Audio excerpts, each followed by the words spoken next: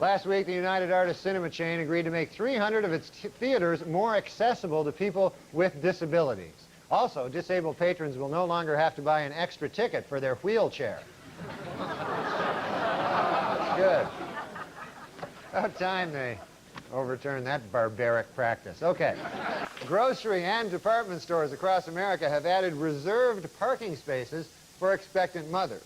Especially excited about this innovation are handicapped drivers, who will finally get to park in someone else's space.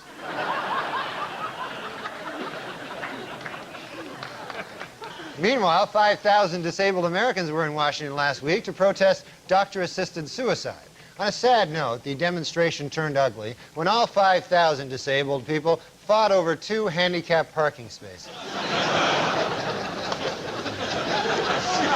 I told you, it was sad. It was announced last week that New Jersey is to be the site of the 2014 Special Olympics. The games will feature over 3,500 athletes competing for 2 parking spots.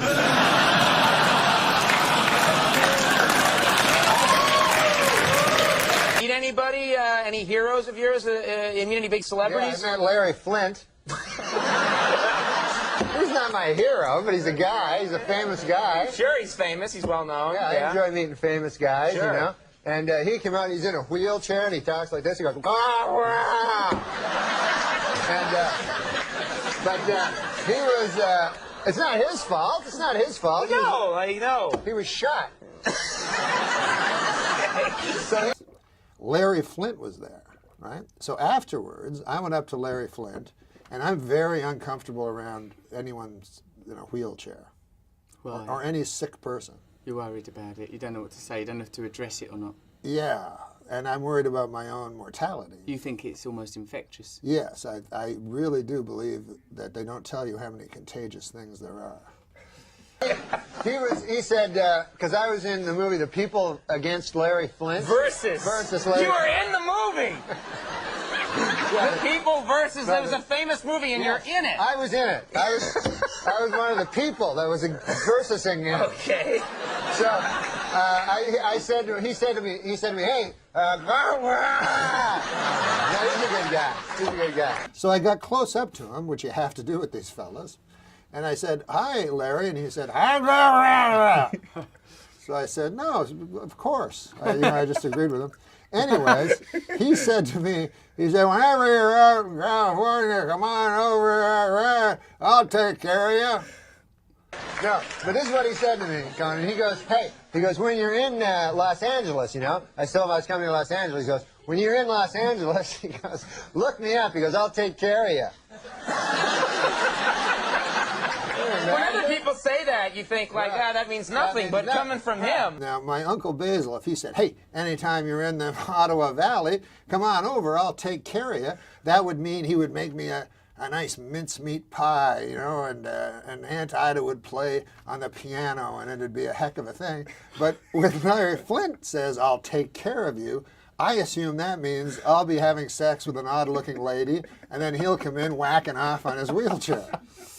Well, but he's a wonderful guy. Like if my Uncle Phil told me that from Minneapolis, I'd think if he went, hey, I'll take care of you when you come to Minneapolis, that means like I'll make you a nice chicken pot pie. You know?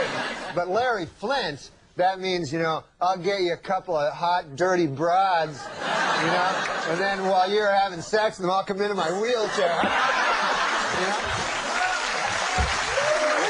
Who knows what it means? Okay. You say I don't listen. I tell you I try. And we both got our own problems, but I still try. I think the supplementary edition of a masturbating, voyeuristic, bewheeled Larry Flint is that's conjecture. But I think what is reasonable, Norm, is that him saying, I'll take care of you. Because if it was like a man that ran like a vegetable store, I'll take care of you, you might think that you're going to get some beets, some juices. I don't think you'd be paying for the pornography. I think a friendship with Larry is a portal to pornography. Oh, absolutely. I see. Norm used to do a lot of jokes about that, going back in time to kill Hitler. Yeah, but he said like he just thinks he would go back and he would be converted. He would just fall into the gaze of his dark black eyes. Dude, the People always fucking want to murder Hitler with their time machine, right? But then I feel if I got back there, I'd be afraid of falling under the spell of his fucking beautiful eyes. It's true. You want oratory, and then be locked in the gaze. Yeah, and then I join the fucking party. That's knowing his me. thing. He gives you his full attention. You're like, whoa, wait a minute, maybe there's Norm, something to this guy. Norm, but before you ask another 420 is one of my favorite comedy clips.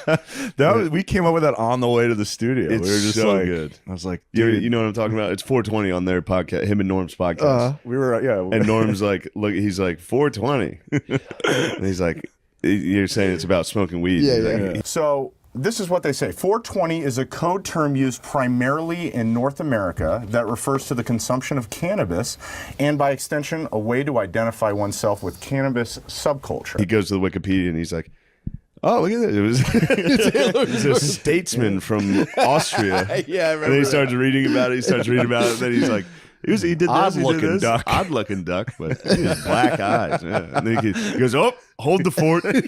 Hated Jews. And then you go, well, he's dead. He goes, I didn't even know he was sick. It's so good, dude. That's not what mine says. What does yours say? Mine says 420 was the birthday of Austrian-born German politician and the leader of the National Socialist German Workers' Party. A fella went by the name of Adolf Hitler. But this guy, there's a picture of him. Adolf Hitler, very compelling kind of a figure. Odd-looking duck. But there's something about his eyes. Hypnotic. His eyes are almost entirely black. He was a decorated veteran of World War I. And he joined the war. Hold the fort. He hated Jews.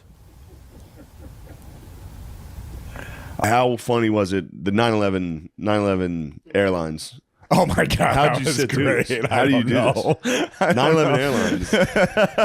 He's like, Hey, for the 9th consecutive year, Nick, JetBlue Airlines ranked first for satisfaction among all North American airlines. But you know what ranked least in satisfaction? 9/11 Airlines. What a terrible name for an airline. It reminds me of that tragedy. Oh, 9/11. Yeah, don't laugh at 9/11 again. I looked at. I was drudging through blood and bones in Manhattan to find my brother. It turns out he was in Northern Canada.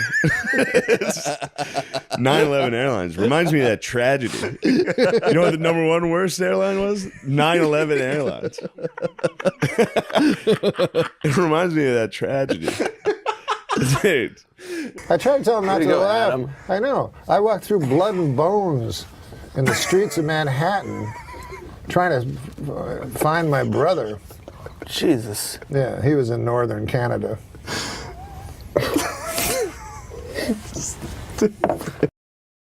Is that when we just started, when we looked you at and each other Swordson. and just started Yeah, laughing? everyone was just like, what the fuck?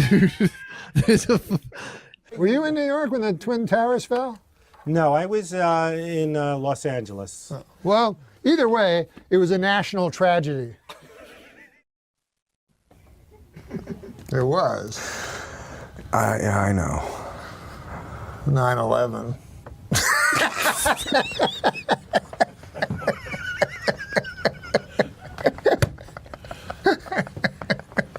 We're gonna go to hell. The hole you can get into on YouTube with all of his Of stuff, Norm? it's just crazy. Oh, he was my favorite comic of all time. It's He fucked was. up. He was. Have you been watching Bernie Mac though? I mean, I out do Bernie love Mac. fucking Bernie Mac. Bernie Mac, dude. And obviously Norm. Yeah, but Norm, even before I ever met the guy, he was always my favorite Yeah. comic. I thought he was brilliant.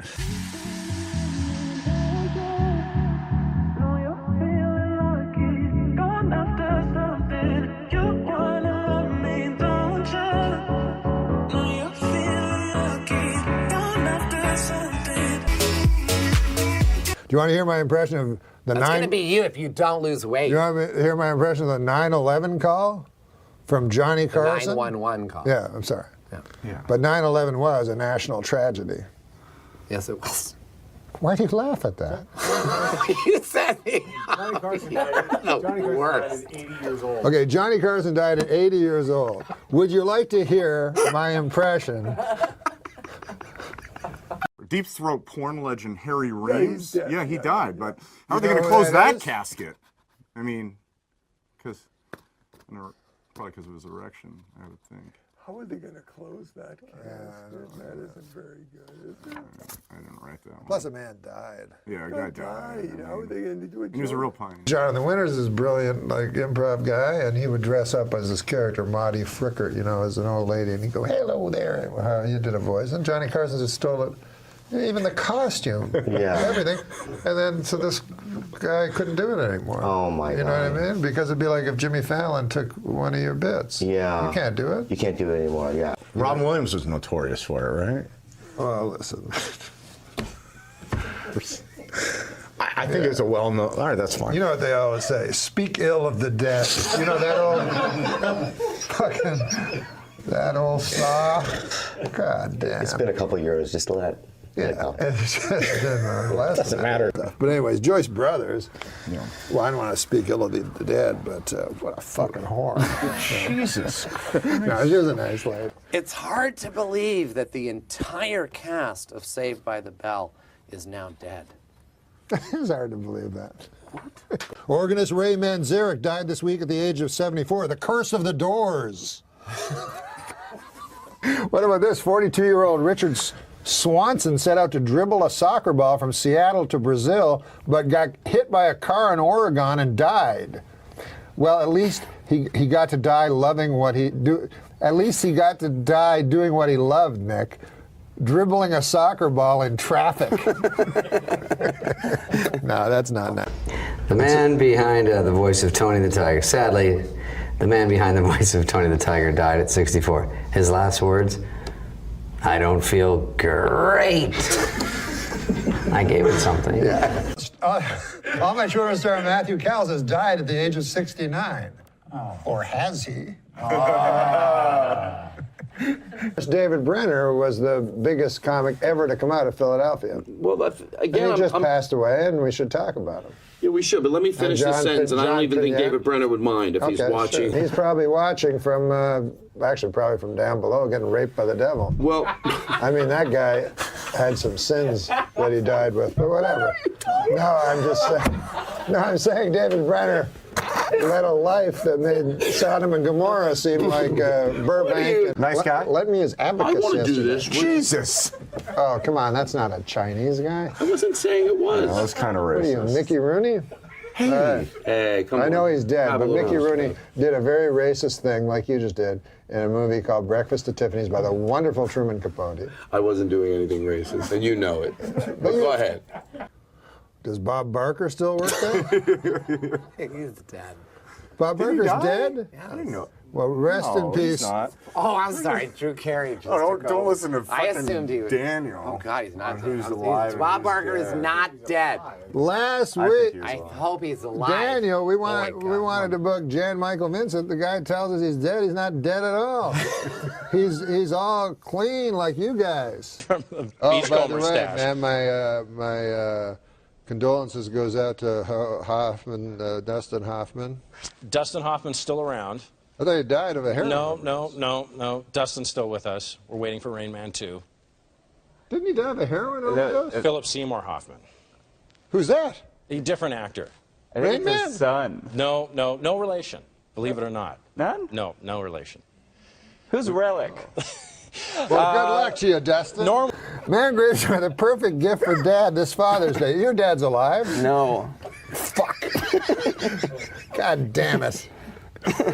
I'm sorry about your dad. That's fine. Is your father still alive? No. God damn, Thanks that's a lot. 2 out of 3. He's dead too? Yeah. Oh, well. I like it. Well, this Father's Day, your father's dead. But you have children. You are a father. Yes, and I'm not dead. Oh, this is about your aunt. My aunt? Is she fucking dead?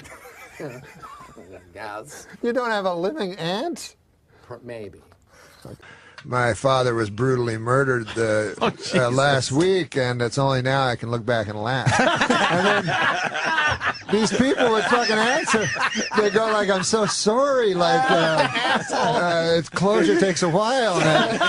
So I had to go, no, it was a joke. That's cool. How does anyone read that and not, especially from you, and not think it's a goddamn joke? I wanted to talk about the crocodile hunter. Did you? Because I think... You're going to make them sad. Because I think, it was tragic at the time. But I think... I don't know. People calling me, man, they're shocked. Oh, hey, you wouldn't believe it. Who got killed? The crocodile hunter. Please don't make me laugh at this. They were like, he was 44 years old. I'm like, that's a ripe old age for a crocodile hunter. That's not... Now, I had to be pissed about it were the crocodiles, because he got killed by some fruity fish. And so, the crocodiles were like, hey, man, that crocodile hunter got killed. Who did it, Frank? Nah, you don't even want to know, man. Please don't do this anymore. So, Bill, man, you had a chance. Like the guy go, man, I had a chance. I had that mother... He was Tommy with a stick. I could have eaten him and his kid.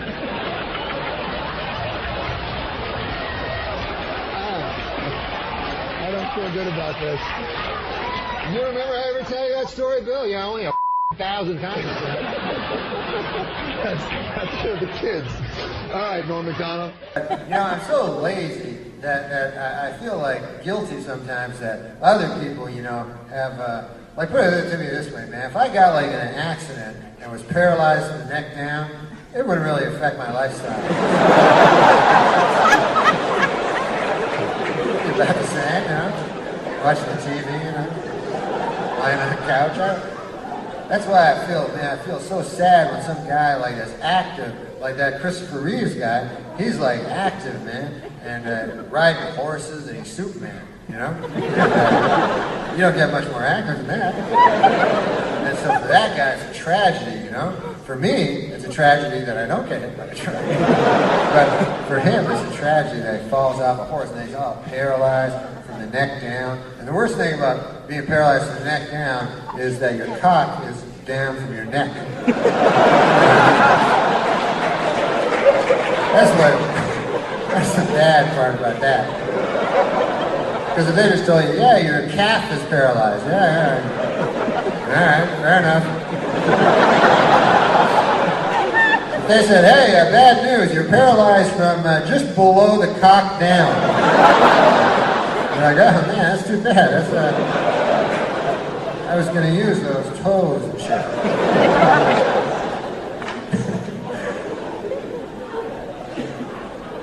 That's like Christopher Reeves lying in his bed. They always got like little thing. Hey, Christopher, we're going to work on your, we do a thing now. You can move your neck up a little bit. He's got to be going, hey, listen, anything on the cock, man, anything at all. If you guys can focus the next couple of years just on the cock, exclusively on the cock, I can get used to sitting down,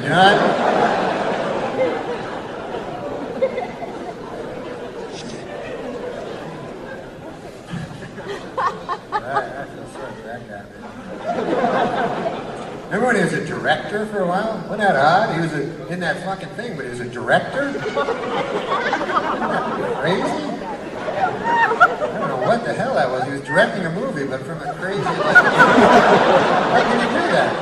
I don't even know how you can do that. What if he was one of those real bastard directors, So you call that acting, you fucking motherfucker? What the fuck was that? Ridiculous. He's like, hey, I got something I want to do in the next scene there, Jimmy. How about we kill a fucking horse?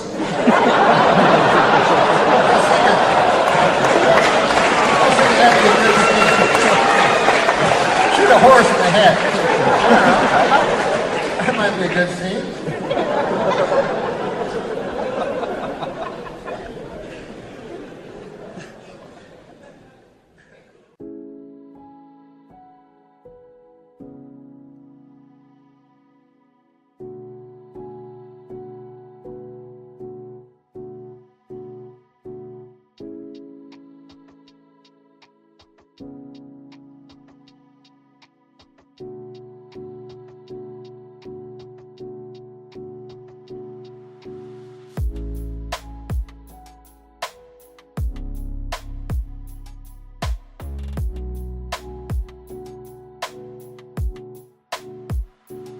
So when you started Incredibad / The Lonely Island. Yeah, The Lonely Island. What's the significance of that name, though? That's what really I wanted to ask. The Lonely Island. You think of all islands as kind of lonely. Do you really want to hear the story? Yes, please. I do do a real short version, which is just basically, it was what we called the apartment we lived on Olympic with all the traffic. It was a sarcastic name from a sarcastic Tennessee Williams style sketch we did about the apartment. Akiva wrote a one-act play. God damn, I wish I had a time machine. To see that action. Yeah, no, to take back my question. Thought you were going to say to murder Hitler. I would not. You know, people always fucking want to murder Hitler with their time machine, right? But then I feel if I got back there, I'd be afraid of falling under the spell of his fucking beautiful eyes. It's true. You want oratory, and then, then locked in the gaze. Yeah, and then I join the fucking party, That's knowing his me. thing. He gives you his full attention. You're like, whoa, wait a minute. Maybe there's Norm, something to this guy. No, but before you ask another serious Believe question, it or not, we they're gotta move telling on. us to wrap it up. I don't exactly know why you guys. This was fun for everyone. It's the For the Lonely record, Island, guys. I would have killed Hitler. So thanks, gentlemen. Can I just clarify? if I did go back in time to kill Hitler, I would do it. Yeah, yeah. I wouldn't get That's lost the- in that's his the front eyes door and then choice. bail. Yeah. Just so I don't get like hit from all the like I know, all the- defamation Yeah, leads. no, you would end it. Yeah. Pro. Listen, Okay. man, I'm sorry about We gotta wrap it up. I'm sorry It's about over. bringing up Hitler. You really brought this live show to a new This is level. the first one, right? This is your first interview? It's just gonna get worse from This is here. the first time I've ever been interviewed a man. If you can bring things to Hitler come. into all of them, they're going to ask you back for sure, which is I know what you want. That's what we're all hoping for. Okay. I'm sick of these kind of characters. I think we should kill Hitler. Me and you go suicide, kill him. Yeah, it was like died 50 years ago. Probably. Did he? I didn't Yeah. even know he was sick. He wasn't. Well, no, that's fine. I wish I could find a Hitler of today and go kill him.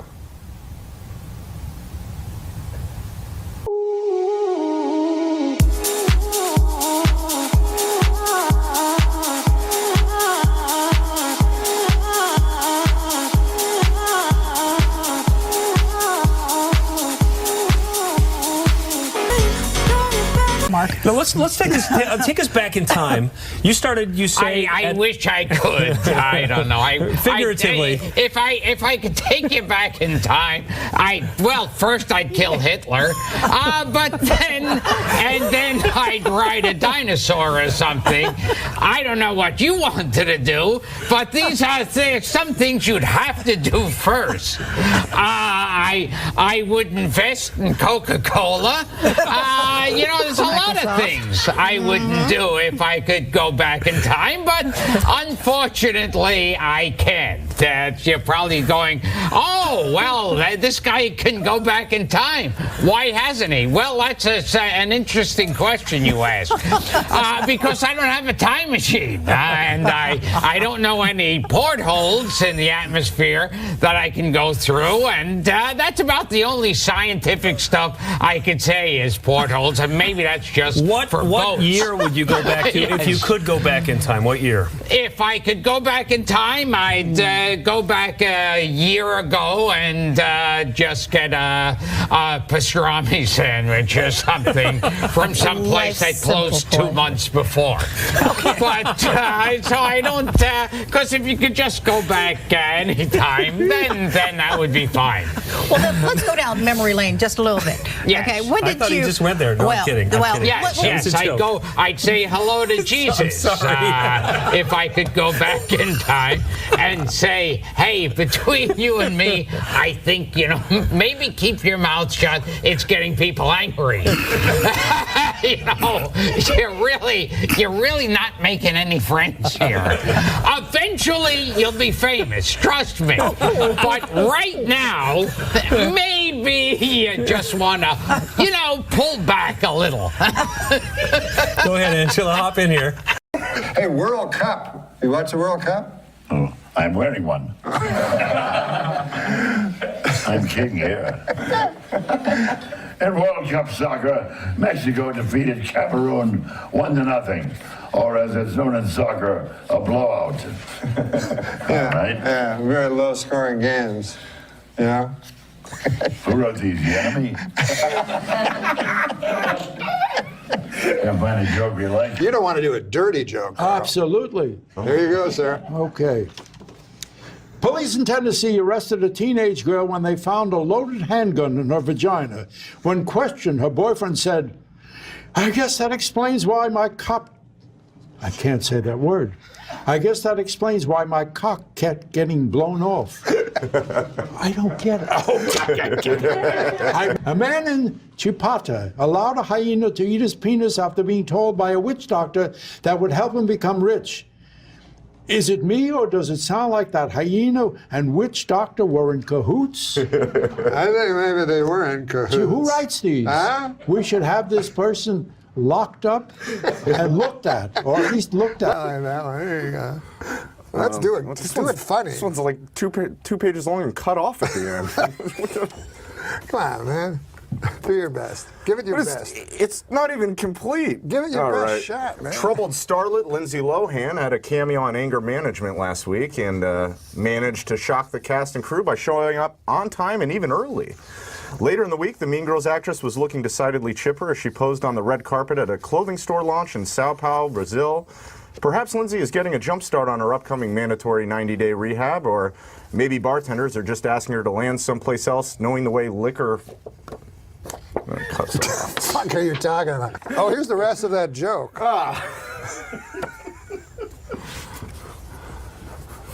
Adam Egan, finishing off the joke. Makes her fly. Note, you know I can understand why someone in show business would want to drink liquor to soothe and steady her nerves. Why some people I know I drink liquor and get so steady they can't even move. Oh my God. Okay. Let's get back to Tom. You wrote all these, Norm, or you sit up and write all these, or? Music is the universal language, but one day soon it will be replaced by Chinese. Yeah, that's right. Hey, we got some jokes. All right, but that's all right. But you know, are these street jokes? No.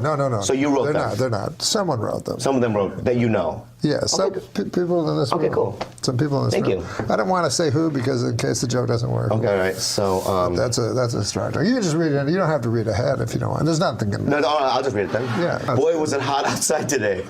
I went out to buy a California Pizza Kitchen signature pepperoni frozen flatbread, and by the time I got home, it was perfectly cooked and entirely eaten. 100% true. Oh, you ate it. See, I love the laughs. It's just kind of weird, right? Some of them are odd. I'm not going to lie to you. Joke. I signed up for my company's 401k, but I don't think I can run that far. It is a long way.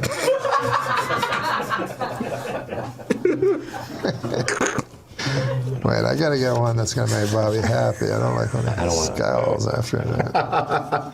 Hey, All My Children star Matthew Cowles. You ever watch All My Children? Sure. Well, All My Children star Matthew Cowles has died at the age of 69. Oh. Or has he? Oh. It's what is All My Children called? It's called a soap opera. Soap opera. Yes. Yeah. Soap opera. Where do you get these jokes? Some guy. Hey, a cowboy at a rodeo in Georgia used his lasso to apprehend a gunman. At least this is according to a recent segment of America's hottest new game show. Georgia police blotter or episode synopsis from Walker, Texas Ranger. It's so long. I know. Too long. It wasn't beaded out properly. Where did these come from? The only things certain in life are death, taxes, and getting caught whacking off in a Target dressing room. Are these your tips? I've learned that the hard way. You want to read a joke? Yeah, man. Who wrote these jokes? We can't say. I'd like to do something about a film or something. Oh, good. How do you know that fast? How do you know that fast? Glanced and saw. I'm a good cheater. Fast and Furious 6 opens next week. The cast is getting a little older. It's less fast and furious and more like brisk and peeved. Remember the good old days back when MILF stood for mentally ill ladies I'd like to fuck? That's not right. Do you have a writing staff? Oh, yeah. You do? We have Steve O'Donnell. Steve, these are really good. To stop a pit bull attacking her daughter, a Texas man bit the dog. Well, that's an interesting story. A man bites a dog. It's not what I would call news. Man bites dog? Yeah. Used to be dog bites man, right? Yeah. Is that the joke? Yeah. I don't get this. I don't get it. Do you write these for real? Do these come from the fucking YouTube? Are these from the audience? They write them? Did you read them? Did you write them or the audience? Sure. Recent studies show fish can communicate with each other using subtle physical gestures. One of their most common messages, let's leave this party early. I don't know, what is that? Yeah. What does that mean? Well, it's a subtle, it's fucking his joke. I was at a party with a friend, and so I noticed you first, and you returned my gaze, knew how to quench my thirst. You took me to that room like a dream come true. The dance you performed was just for me and you. Kisses on the neck, then you work your way down. Let yourself go for me all around town. But it feels so good. Try to expand my vocabulary by using new words to give my arguments more verisimilitude. Today's word is expand. Again, I don't get it. I love people that say they don't get it because, you know, sometimes you tell a joke and they go, and then you explain it to them and then they go, I don't like it. Well, you don't get to not like it. You didn't fucking get it. This is the section where we do jokes. Do you want to read one? Just read it into that camera for the folks. Well, don't read it out loud. You have to read it out loud. No, he didn't. Oh, here, you read one. All right. No. You don't like that No, one? I mean, I like it. Just. Do you understand that we're on the air? Yeah. Oh, right. We all know that the Swiss are officially neutral. Who wrote this? Who wrote this? Who wrote this? Well, I screwed up my time. Who wrote this? We don't have a name on it. Do you have writers? It's anonymous. I It's like think- I didn't I don't write wanna it. say I didn't write that one. This one says, remember the old days when tweeting meant stabbing a hooker? Bob liked that one. Super Dave, why is there an app for everything except how to rape a baby? Jesus.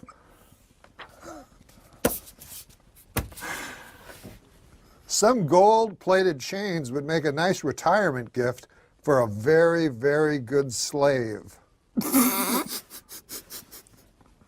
Well, this Are you serious? Well, this was written. Are you serious? This was written years Did ago. you just write that? I didn't write Did it. you just say that? No, I read it. Yes.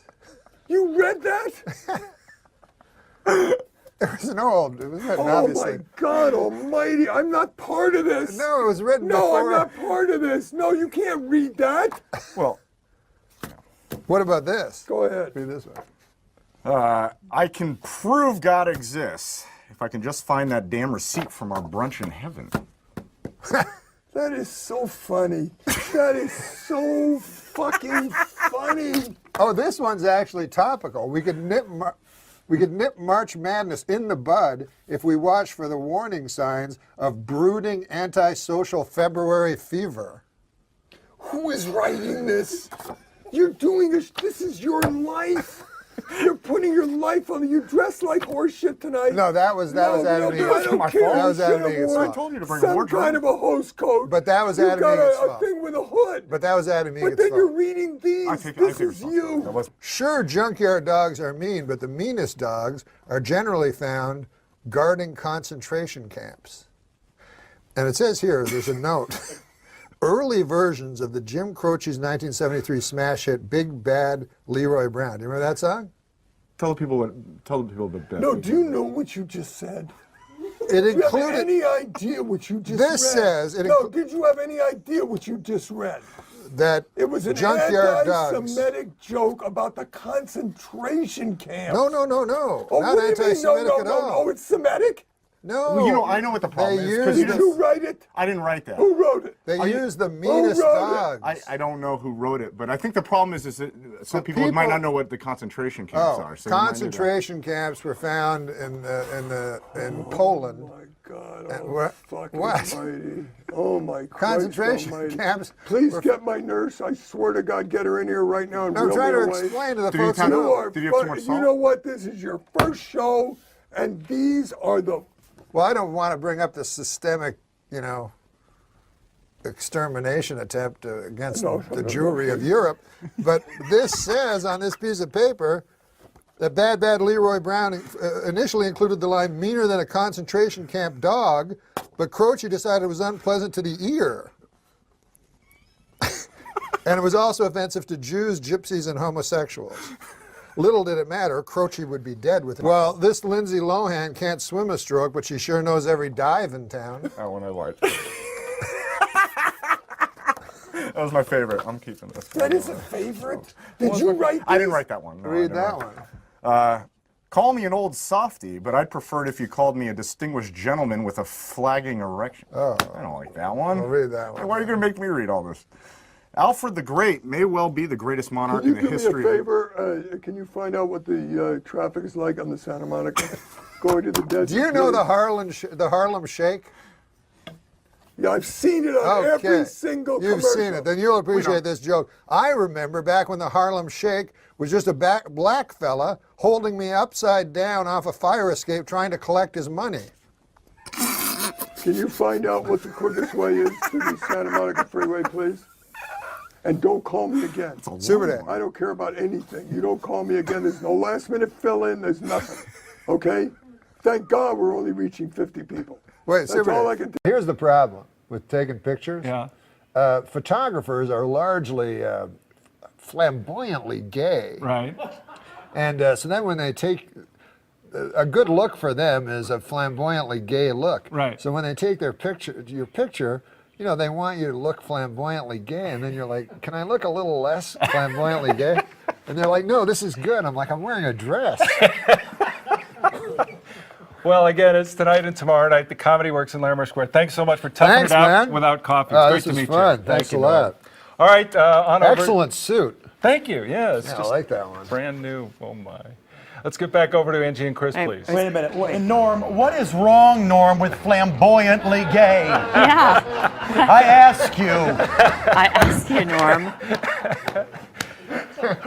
Hit a little close to home this morning, didn't it? Did you see this outfit? Did you see this thing? This is what you should have worn for the headshot, Norm. Come on.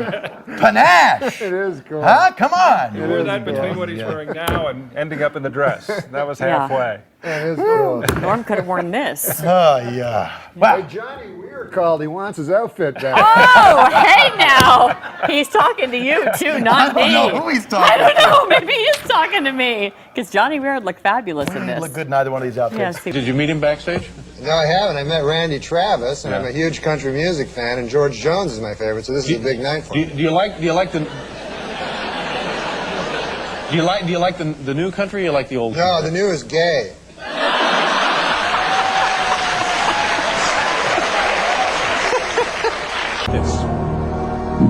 Well, I'm not gay, so I don't know much about Broadway musicals.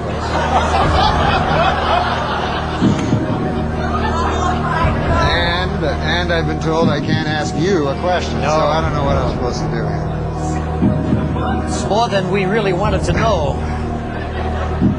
And you kind of surprised me because you did MTV Beach House recently, and there's a certain kind of person you expect to show up on the MTV Beach House, and I hear, we'll be right back with MTV Beach House, our special guest, Norm MacDonald. I'm like, what the hell are you doing? It's this. What was that? It's this show on MTV, right? I know. And it's at a beach. It's at a beach. And they don't script anything. Like, they do, like, anyway, so the host, was like, hey, Norm, do you mind wearing a pair of trunks, bathing trunks? And I go, no, I don't want to wear that, because I'm like, my body's like all weird looking and everything. And everybody else is super hot ladies and super hot men. I don't, whatever. Whatever you... Wow. So, got an issue about that. All right, go ahead. So I'm on the show, right? So they're saying, hey, come on, seriously, put on the trunks. I'm like, no, man, I don't want to. So then they think this will be funny. They go, hey, we're going to show you a fashion show. Some dudes will come out, and show you, you see what you think. I go, what? So all of a sudden, these 3 dudes come out, right, dancing around in their thongs and shorts and everything. They're wearing thongs or shorts? Which one? Bathing trunks, but some of them are like thongs where you can see their dirty arses. So...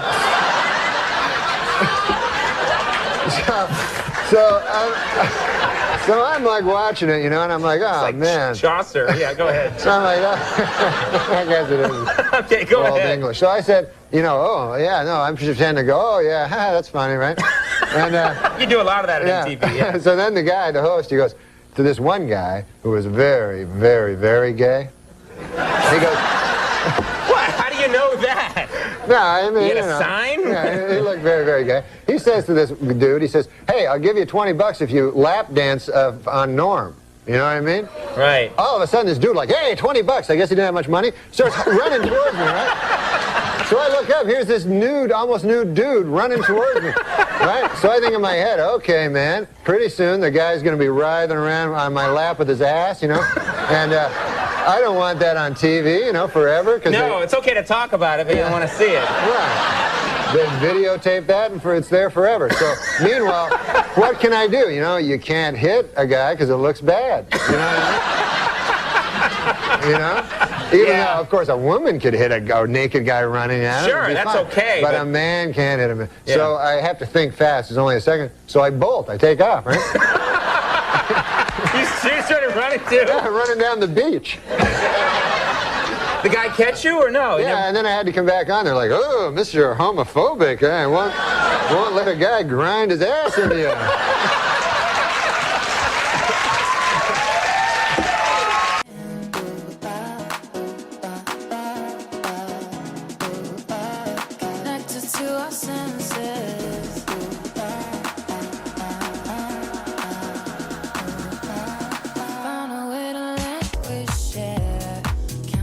You live here, of course, in the city because you're doing the show. I live in New York City. Yeah. This isn't a police interrogation. Are you sure? Where about? Where in the city do you live, approximately, not specifically? But... I live at 56 between 8th and Broadway. Okay, and what's your phone number? Just give me 7 digits. All right.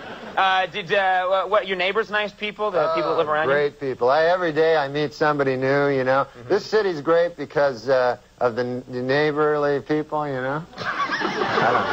But I did meet one neighbor. Interesting story. That this guy. He just moved in, next door to me. Mm-hmm. So I'm always one to meet the neighbors. You like to chat with the neighbors, yeah because, So I went over to the guy, knocked on the door next door to where I live, and I say to the guy, I said, hey, I'm your new neighbor, and I said, good to see you, nice to run into you, welcome to the neighborhood, And so the guy, I said, what do you do for a living there, sir, if you don't mind me asking? What do you do for a living? I'm a nightclub comic, I tell the guy. So he says to me, I work down at the University of Science there. He says, that's a good school, by the way. I can't remember the exact place. Sure. But he says, I'm a professor of logic. Oh. So he says to the guy, he says, logic. Now, what the hell is that? I never heard tell of that. Mm-hmm. He says, oh, well, he says it's a kind of a pattern of syllogistic. Well, he says it's hard to explain. He says, why don't I give you an example? So I said, fair enough. Why don't you do that? So the guy says, well, he says, let me ask you a question. He says, do you own a doghouse? So I go, yes, I do. He says, well, then that means you probably have a dog. I said, yes. Mm-hmm. He says, well, that means you're likely you have a family if you have a dog. I said, yes, I do. He said, well, then that means you got kids, you're married. I said, yes, I am. He says, well, then you're a heterosexual man. Mm-hmm. I said, yes, sir, I am. He says, well, you see, that's logic there. asked if simply from finding out you had a doghouse, I made this series of inferences, and I found that you're a heterosexual man simply from the fact that you had a doghouse. Well, I said, good God, isn't that something? Okay. So I said, well, I won't waste any more of your time there, neighbor. And I said, I'll see you later. See you around. Okay. So I said, come by one day and have a chicken with me. So anyways, I left. So I go to get a bus, you know, to the bus stop. And I walk down to the bus stop, and I'm still thinking about this thing that happened to me, you know. And I'm standing at the bus, and no bus coming at all, you know, and 5 or 6 of us standing around, and one guy lights up a cigarette there, and he goes, as soon as you light up a cigarette, the bus comes. And he smokes the whole damn cigarette, no bus comes. Right. So I said to the guy, well, that theory really worked, huh? And the guy goes, well, sometimes it works. Anyways, the guy goes, what's new with you? I go, well, I had an interesting thing happen to me today. I said, I met my neighbor. And he goes, oh, yeah? I go, he had a hell of an interesting job. I said, he's a professor of logic down at the University of Science. And so the guy says, is that so? He says, professor of logic. He goes, what the hell is that, logic? I said, well, it's a series of Scylla something or other. Right. I said, I can't remember exactly, but I said, I'll give you an example if you want to hear an example. So the guy goes, all right, fair enough. So I said, let me ask you this. I said, let me ask you a question. Do you own a doghouse? And the guy goes, no, I don't own a doghouse. So the guy says, oh, yeah, you're one of them gays.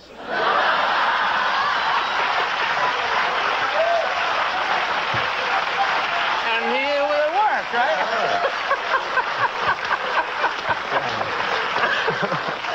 What great stuff you can learn at that nice. University of Science there.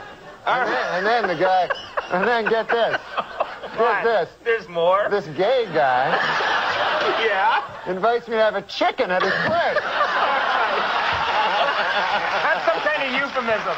Watch out. So it wasn't a studio crowd-pleasing effect. It was never aimed at the studio audience, you know. It was always aimed just directly at me. I just what I knew was funny. Last week on Larry King Live, Marlon Brando made the shocking statement that Hollywood is, quote, run by Jews. In response, outraged Jewish organizations made it snow in New York in April.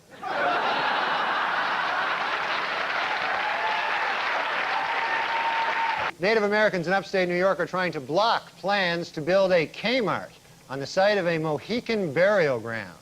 In addition, they were upset to learn that sales at this particular Kmart will be announced, attention Kmart savages. 3 years ago, an 11-year-old British schoolgirl put a message in a bottle and tossed it into the Atlantic Ocean. Well, this week, she was astounded to receive a reply from halfway around the world. Sadly, the reply read, "You're 11, what are you wearing?" While in the hospital, Michael Jackson had his room specially decorated with 2 huge photos of Shirley Temple. But don't get the wrong idea here. Michael Jackson is a homosexual pedophile. He is...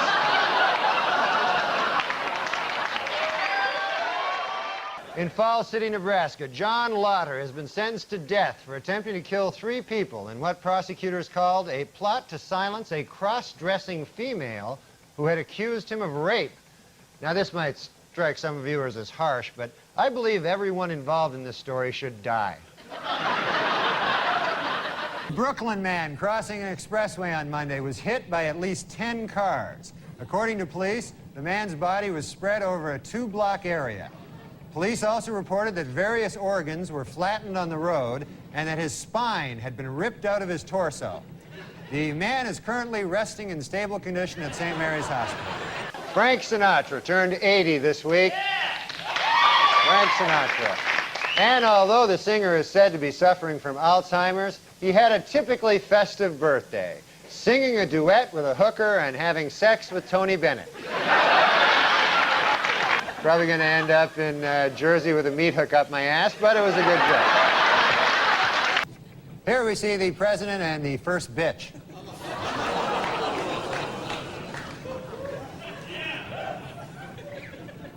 Hey, slow down, you bitch. Let me catch up.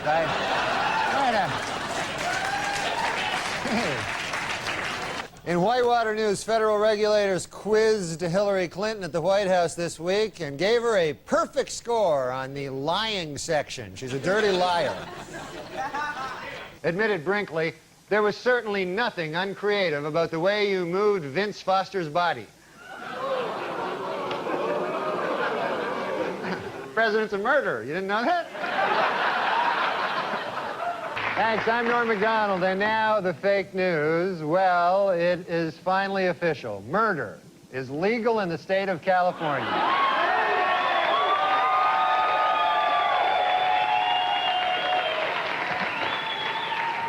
A down-and-out O.J. Simpson, depressed that all of his money-making ideas have failed, has decided to go back to doing what he does best, killing people.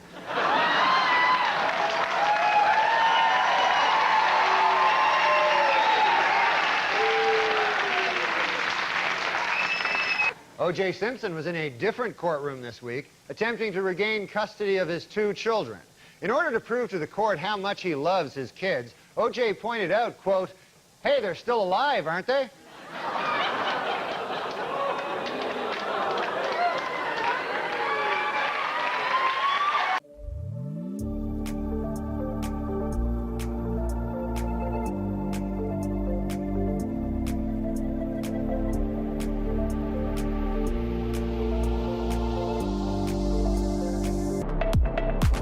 Women would be more likely to vote if they could send in ballots by mail or if polls were open longer. Also, more women would vote if you were permitted to bake your vote.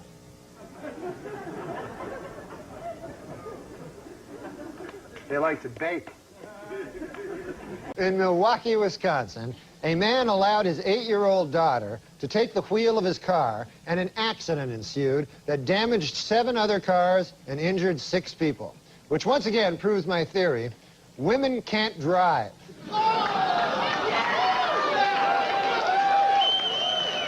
Please note that the percentages in these pie graphs do not add up to 100% because the math was done by a woman.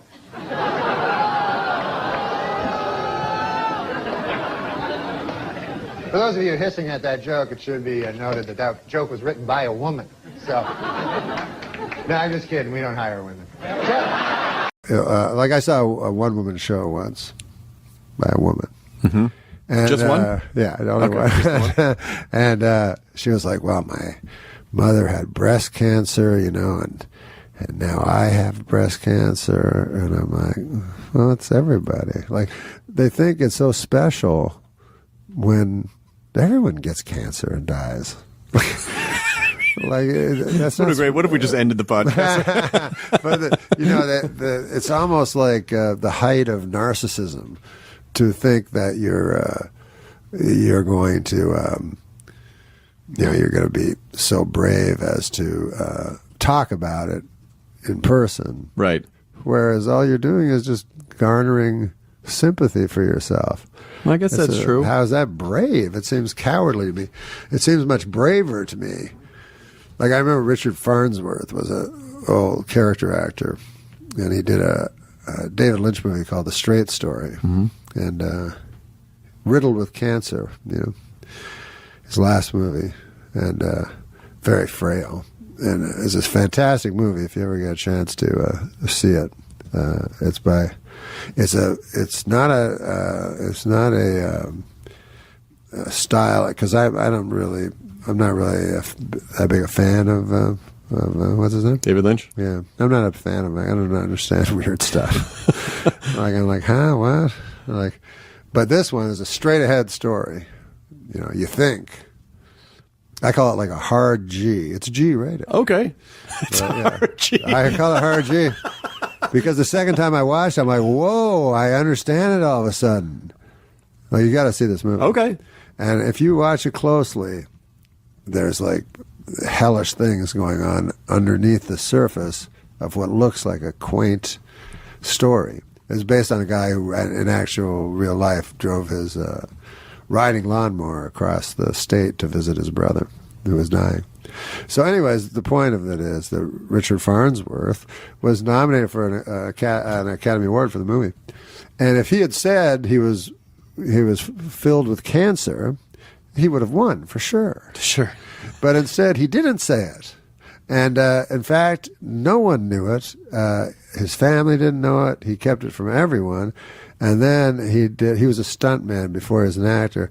He did what they call a stuntman's death, which is you put a shotgun in your mouth and with your toe you pull the trigger and blow your head off. Oh my God. And so that to me is courageous. Like you're not being a burden to your family. They know nothing about it.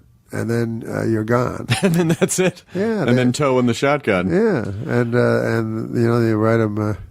He wrote a nice letter to everybody, in the family, and said that he didn't want to. The reason he did it is he didn't want to cause people distress. So I thought, wow, how incredible! Like how many to just people go through it alone. That? Yeah. So you don't think to go through it alone? You don't think you would write confessional? Like, do you? You didn't talk about any of the gambling stuff in your stand-up, did you? Was that stand-up? No, never. I never talked about me, really. I talked about universal me. You know what I mean? Right. That I was afraid of death, or that that kind of thing, which is this was something that everybody is afraid of. And so things like that. That. It was me, but it was everybody. Sure. I wasn't pretending that it was a specific ailment that I had. And if I had a specific ailment, and possibly I do, you don't know. I don't know. But I would not talk about it. I would not. I hope that I would not discuss it, and just try to benefit monetarily from that. Out again, am I out of my mind?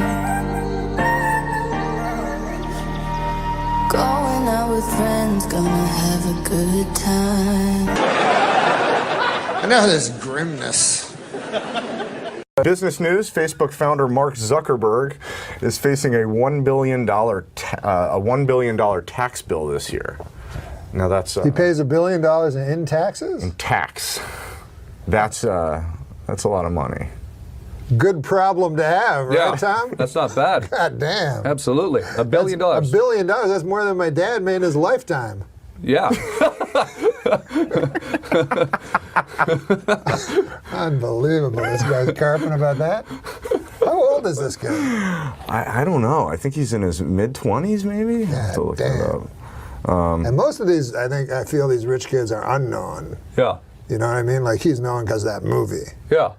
But I think most of them. I think that these super billionaire guys keep themselves unknown, so we don't find out and go to their house. Oh yeah. Don't He's you probably not the real. He's just sort of like the. There's much bigger billionaires. You think there's bigger guys? I think they're living on an island somewhere. Yeah. They're just running everything. Because when you hear about it, how much money the richest guys have. Yeah. Nobody. I mean, I know Sandler. He doesn't have nearly that much money. You know what I mean? And he's the richest guy, and he's super rich. If you had, you probably don't want to make a big show. No. Yeah, they probably have the cure for cancer. They're probably selling all the drugs that we're all taking, all the drugs. They're selling all that stuff. Yeah. They got all the cures. They're living on an island. The United Paramount Network's new show, Star Trek Voyager, finished in first place Monday night with a 14.7 rating. For those of you who don't know, one rating point is equal to 950,000 nerds. Well, this week, world chess champion Garry Kasparov defeated an IBM computer in their 6-game chess series. Experts are calling the encounter between chess wizard and supercomputer historic because, for the first time ever, it brought together both geeks and nerds.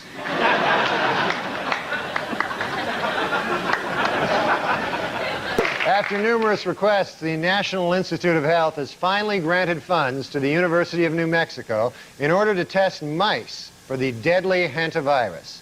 Although I'm sure the government would have acted a lot sooner if instead of mice, the hantavirus was killing off rich white guys.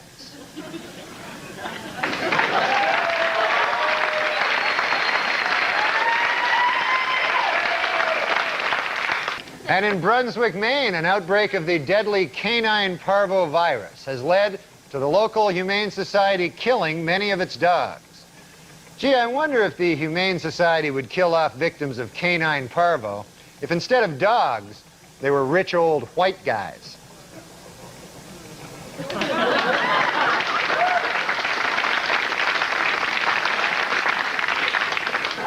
Wildlife officials in Maryland say that increased hunting will be necessary to control the state's black bear population. Gee, I wonder if hunting would be the answer if instead of overpopulation of black bears, there were an overpopulation of rich old white men. Yeah.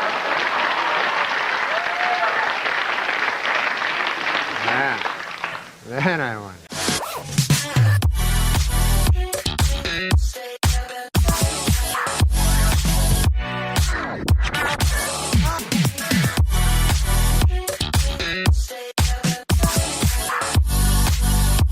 Those are the motherfuckers that fucking introduced crack into my neighborhood last month. You have a crack problem? Well, now I do, because those fuckers introduced crack into the neighborhood. Really? And what they don't tell you about crack is, god damn, it's good. Yeah. Where in your neighborhood there's a crack? Yeah, it's huge crack. So you can just step out the front door now and there's a crack readily available now? Well, I sell it. Yeah. But I'm using so much of it now. Yeah. But I'm still getting fat. Yeah. Well, I don't quite understand. How is that even possible? I don't know. I was going to ask you I have to that. talk to a gastroenterologist. You don't have any now, do you? Any crack now? Oh, no, I don't know. Yeah, Well, you after you do it for a while, you do not share. Yeah. I learned that one the hard way. You go, I'm out. But meanwhile, you're not out, and you do everyone else's crack with them. Yeah. And then you sneak off into the bathroom and do your own crack. Right. Yeah, just good idea. Yeah. That's... Morphine's good too. There's one called crocodile. Have you ever heard of crocodile? No, I haven't. In international news. Pardon me? No, I didn't hear what he said. Come on. What is going on? No, I didn't hear what he said. I'm sorry. What did you say, sir? Who? What do I give a fuck? No, you...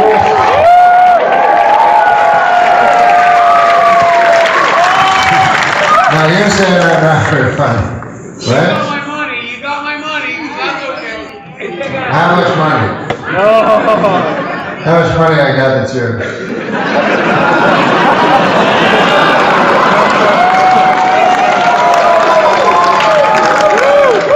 Honestly, I don't care. How much? A couple bucks. Are you alone or you just by yourself? Only when I'm with someone. PM. He's not alone, unfortunately.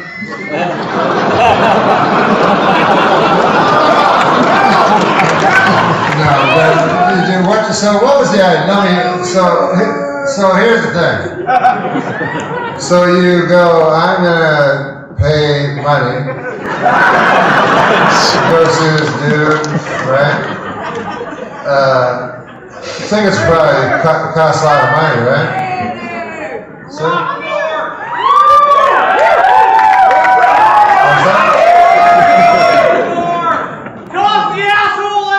no,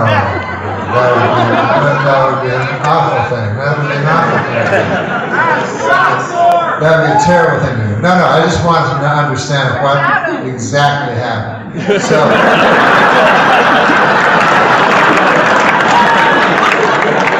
but anyways, at some point in your life, you thought I was funny.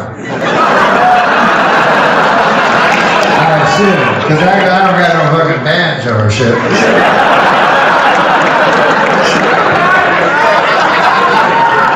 So at at some point in your life, you thought I was funny, right?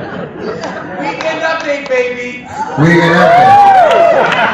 That's nice, thank you. So then, have you ever seen me do anything since Weekend Update?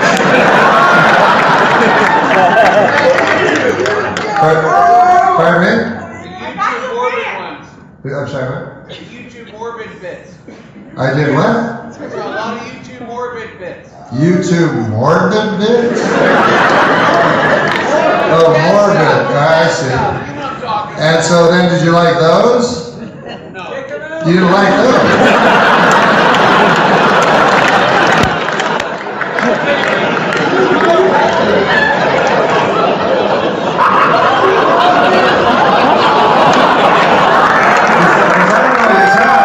Because I did one album that was specifically about death. Is that what you mean? Yes. So they were clips from the, you didn't like those. So then you said, I'll come here to this show. You said that you were better. You weren't doing the morbid stuff anymore. Yeah, I'm not doing the morbid stuff anymore. Did I do anything more? First of all, I never said I was better. I've never used it.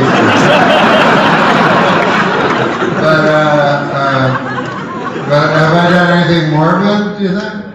No, Norm, I love you, baby. That's why I'm here. So shut up. Why you tell him shut up? He should say he loved me. Well, that's nice. Thanks, man. That's cool that you love me. Because it's cool to love someone even if you don't think they're fine. You know, you should love someone even if even if they disappoint you.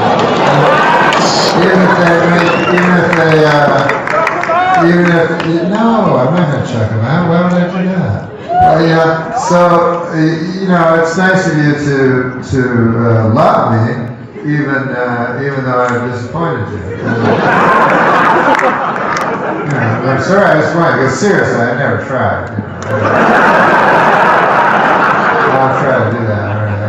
But that was nice that you said that you love me on the Weekend Update. And it was so sweet that you said you love me. So, I love you too, bro.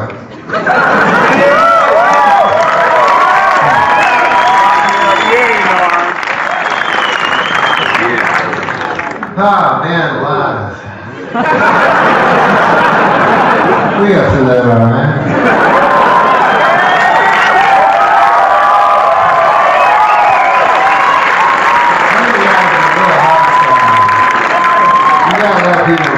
You gotta let people have their opinion and stuff like that. You know? Man paid a lot of money, and then he's like, what the fuck is all this shit? Morbid shit. I didn't really feel that morbid. Love you, Norm. You rock, Norm. Where's Adam? But let's do a morbid thing.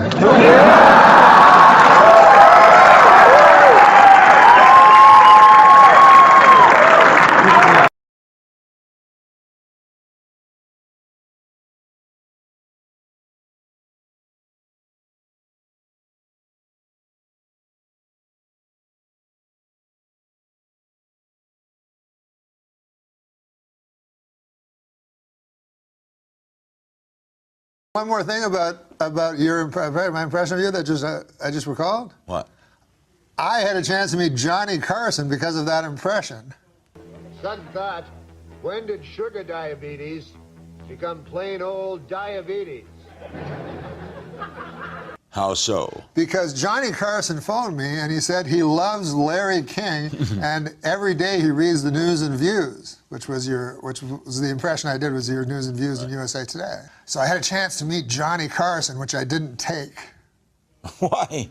He would tell me stories, you know, he could tell me stories about everybody, you know, that existed ever in life in show business, and then I'd have to go, did you ever meet Chris Kattan? You know, I wouldn't have anything to give back. But he wanted to meet Norm. You missed it. I should have done it. You're weird, Norm. I met guys though. I did an impression of you on Saturday Night Live. You know, your King's Things bulletin points, and so I did a parody of that on SNL. And I only had to slightly magnify it. This is News and Views. Here's my 2 cents, gang. If you only see one film the rest of your life, it should be Mickey Blue Eyes. I get a call from Johnny Carson, and he wants to meet with me at his office. So I go to his office, it's just me and him. And he pulls out a whole bunch of USA Today's clips, you know, of your column. And he starts reading them. He goes, here, you take some, I'll take some, we'll read them. Just in the office? Yeah, just me and him in the office, both of us doing Larry King impressions. Look at this man compared to Johnny Carson at the time. You know, look at Johnny Carson. Get a picture of him 7 years before he retired. Long white hair, white beard. He didn't have a white beard. Johnny always looked fantastic. But would you like to hear my impression of Johnny Carson phoning 911 when he had his fatal heart attack? I would. Okay. Okay, you be the 911 operator. Okay. What, I Ding, just say ding. hello? Hello, 911. Yeah, hello? Can I help you, sir? Yes, this is Johnny Carson. Johnny Carson from television? Yes, that's right. Oh, hello, Mr. Carson. What can I help you with? I don't know. I feel like there's a yak on my chest.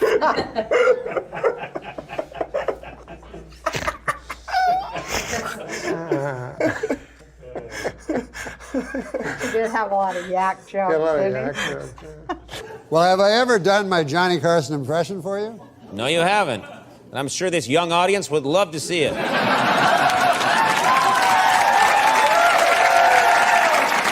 You can play along. You can be the 911 operator. This is Johnny Carson when he was having his heart attack. You be the 911 operator. Yeah, okay. Say hello. Hello. Hello. This is Johnny Carson. Oh, Mr. Carson, how can I help you? I feel like there's a yak on my chest. Do you want to hear my impression of the That's going to be you if you don't lose weight. You want to hear my impression of the 9/11 call from Johnny Carson? 911 call. Yeah, I'm sorry. Yeah. But 9/11 was a national tragedy. Yes, it was. Why do you laugh at that? You said it. Johnny Carson died Worse. at 80 years old. Okay, Johnny Carson died at 80 years old. Would you like to hear my impression? Would you like to hear my impression of Johnny Carson? Call.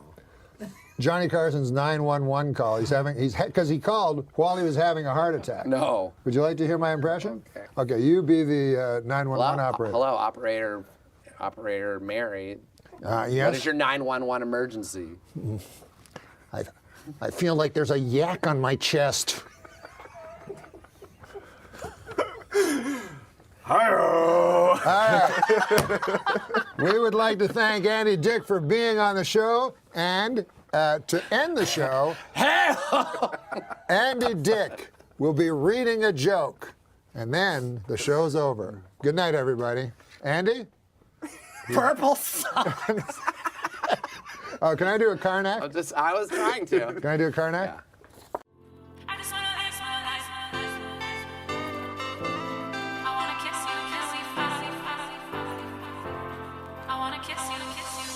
You told me that we should go our separate ways, but now your life without. That's what I was trying. Now, do you know how to be Ed McMahon during this? Well, you have to read. Okay. Mount Baldy.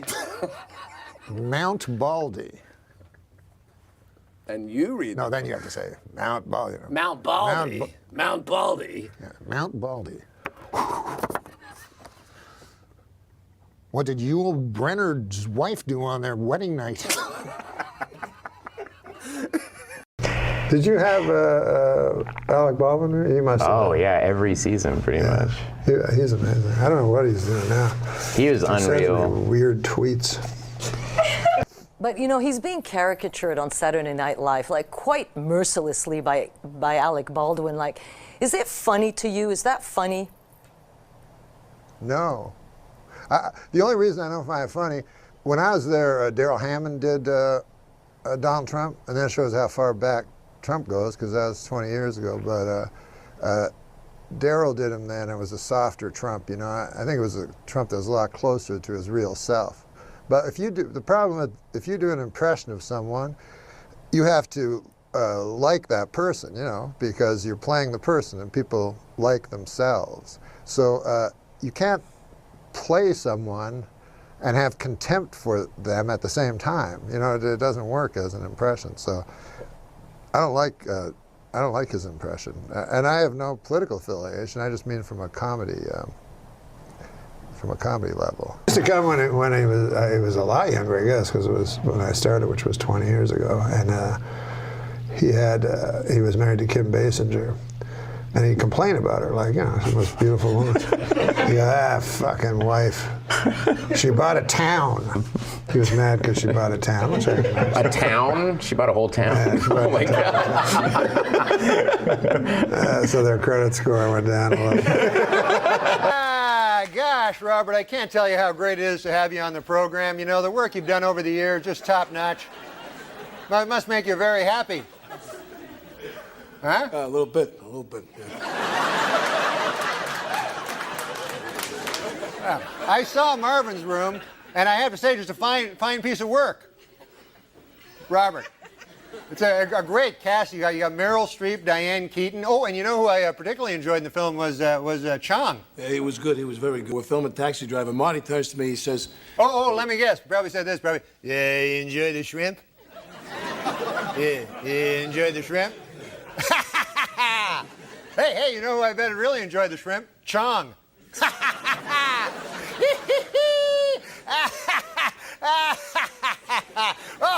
But the coolest thing he did, he walked in and he threw a whole bunch of cigarettes. Like he had 12 packs of cigarettes. Oh, wow. And I thought that was really cool. He was very, you know, some of the hosts, as you know, were not very involved in the writing. Yeah, no, he was totally.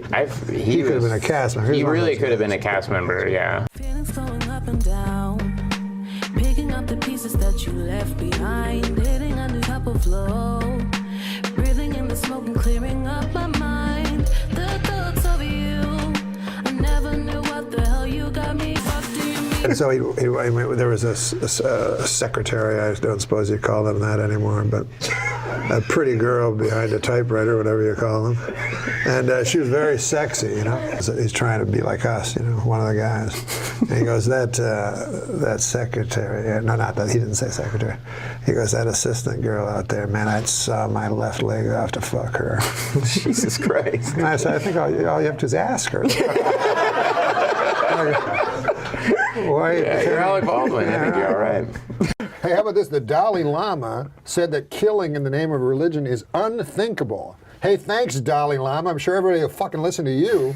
No one listens to the Dalai Lama. No one. He doesn't have a wide like the reach. Head of another church is going to listen to the Dalai Lama. Oh, whatever. Everybody's good. I remember one time there was a news story that the Queen of England had to take a pay cut. And by God, my grandmother, what'll Lizzie do? You know? What explains that? What explains that? Well, I suppose a royal has been designated as God's anointed representative on earth, much the same as a pope. So you place their well-being and their safety and their significance above your own. I mean, in a way, it's a useful metaphor, isn't it? Because otherwise you're taking your own life seriously, your own frailties, your own flaws, getting stuck in traffic and irritated. If you can just focus on the majesty of the Queen, the splendour, the pageantry, rolling down a red carpet and whatnot, it makes you feel like, oh, at least that's all okay. So the idea of that being attacked is almost like God's potency has somehow been diminished. And what do you make of the people that are in this position, the Pope or the Queen or the Dalai Lama? Do they believe it? Well, I met that Or are they willing to go along with I it? like him. The Dalai Lama? I'm around with, but I met that Dalai Lama. Now, I think for all people in positions of authority and power, the true power is to serve. True authority is to serve. True leadership is to serve. So people that are in positions of privilege and then don't serve, I think that's corruption. So I'm not really down with the Pope or the Queen or any of them. Dalai Lama. But the Dalai Lama was born the Dalai Lama, right? Yes, he was, because Explain they do to the those folks tests. at home how he was chosen. What happens is, if you, like the Dalai Lama, one dies, you've got a Dalai Lama, he dies, you've broken one, now you've got to get another one. So the most prominent monks of the Tibetan Buddhist community all come together, meditate by a sacred lake and do some ritualistic burnings, and they are led by smoke and by dreams to where the new Dalai Lama will reincarnate. They go to the village and they talk to all the boys that have been born that are aged between 0 and 2. They take with them artifacts that belonged to the previous Dalai Lama. In the case of the current Dalai Lama, they took a walking stick and I think some kind of shirt or something, and apparently the new Dalai Lama Plus, this time it's personal, see that walking stick and say, I'll have that. Like, it was on it like a bonnet. Bang, give us that, that's mine. Like, and they went, oh, here he is, Dalai Lama's back. So then they take him off, they inculcate him in the ways of Buddhism and that. And Now, yet, if I said that in a child abduction hearing...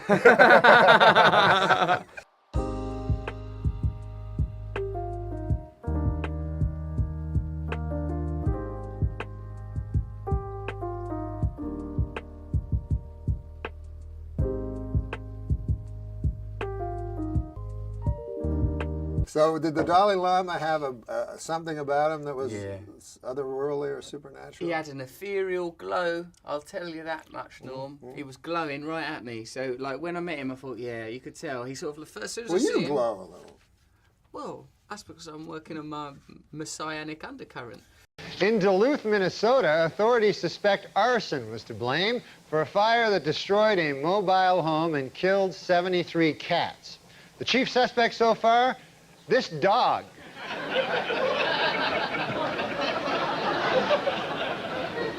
Dogs don't care for cats much, you know. How could they not know that? This week, Disney released a new CD featuring a rapping Mickey Mouse. To avoid controversy, the CD will not include the controversial hit single, Cat Killer. And in a related story, this week marked the 5,000th performance of the Broadway musical Cats. It also marked the 5,000th time a guy turned to his wife and said, "What the hell is this?" You know, cat ladies, they're so crazy, they're always thought to be crazy. You know who's even crazier? Snake ladies. Oh, yeah. They have all the Absolutely. This is so your style right here. What? The writers, whoever they are, they're writing. They know how to write for you. Just read that one. Cats and paraplegics have a lot in common. For starters, neither appreciates going into your pool. No, you didn't read it right. Neither appreciates being tossed in your neighbor's pool. Yeah, they deserve a raise. So anyways, we go to the Cats, you know, and this is something I've heard about for years. Cats. Been around a long forever. time. Yeah. Is that what it is? I think. Yeah. And I go there. I go what? Cruller. So I go to Cats. You're not. I don't know if I'm an idiot or if everybody else is an idiot, but it's probably me. No. It's about cats. That's right. I'm talking. It's about actual cats. So I said to the guy at halftime during the thing, I go out and I say, there's a dude working there. I say, good God, man, that's about actual cats, right? So the guy goes, well, what the hell you expect? It says cats. And I go, I don't know. I thought it was like a symbolism. You know what I mean? Yeah, sure, right. I mean, if you went to like Dog Day Afternoon and there's a bunch of dogs in the afternoon, you'd want your money back. Literal, exactly, yeah. Am I able to have a good time? My cat just had a heart attack.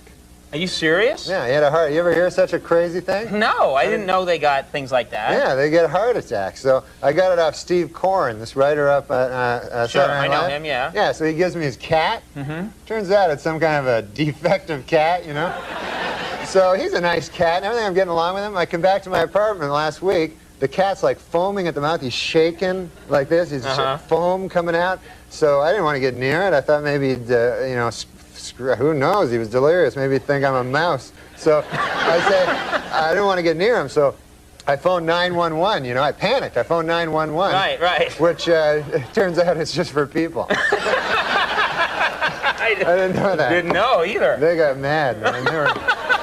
They said they would have me arrested if I phoned back. Oh, okay. But anyways, you know, I love this cat. It's a good cat. So I took him down. I got him in a cab, and I took him down to the hospital, the animal hospital. Uh-huh. And the guy tells me my cat had a heart attack. He takes him away. He says, oh, yeah, he had cardiac arrest and stuff. And he started asking me questions about, like, he says, I said, what would cause that? He goes, you know, diet, stress. Stress? Yeah. Well, he had a big promotion coming up. So, uh-huh. And then he let me visit the cat. Uh-huh. He says, you can visit the cat, you know. There's visiting hours. I go, all right. So you go in this room, and then they bring the cat in a cage. Uh-huh. He's all drugged up. And then they put the cat, like, on a bed. And then the guy goes, okay, we'll be back in a half an hour. You have half an hour, you know? So I'm with the cat, like, for half an hour. So after 5 minutes, you know, I figured, I got a life to get back to. You know, it's a cat. So we go out, and so afterwards he told me he had a lot of, he said he could have an operation, which was like $4,000, which, you know, I could buy like 100 cats for that, you know? But then I figured, what the hell would I do with 100 cats? Right. So you got the cat. You sprung for the operation. No, huh? I didn't. Oh. No, there was another thing where he's on medication, you know, and I have him on medication. I have this medication, and he said there was some good news and bad news. He said the bad news was the cat only has like a 20% chance of survival, but he says the good news is it's just a cat.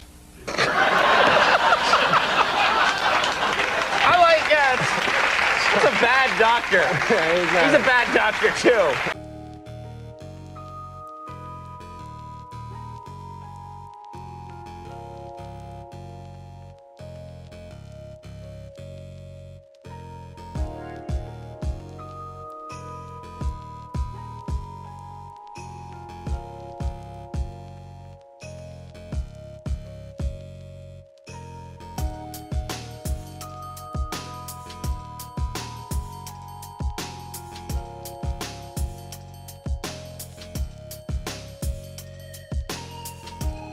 And what separates me, okay, from like Hollywood directors, okay, is that I have a huge head, all right, okay. Now I don't mean I have a big ego, okay, because I don't, all right.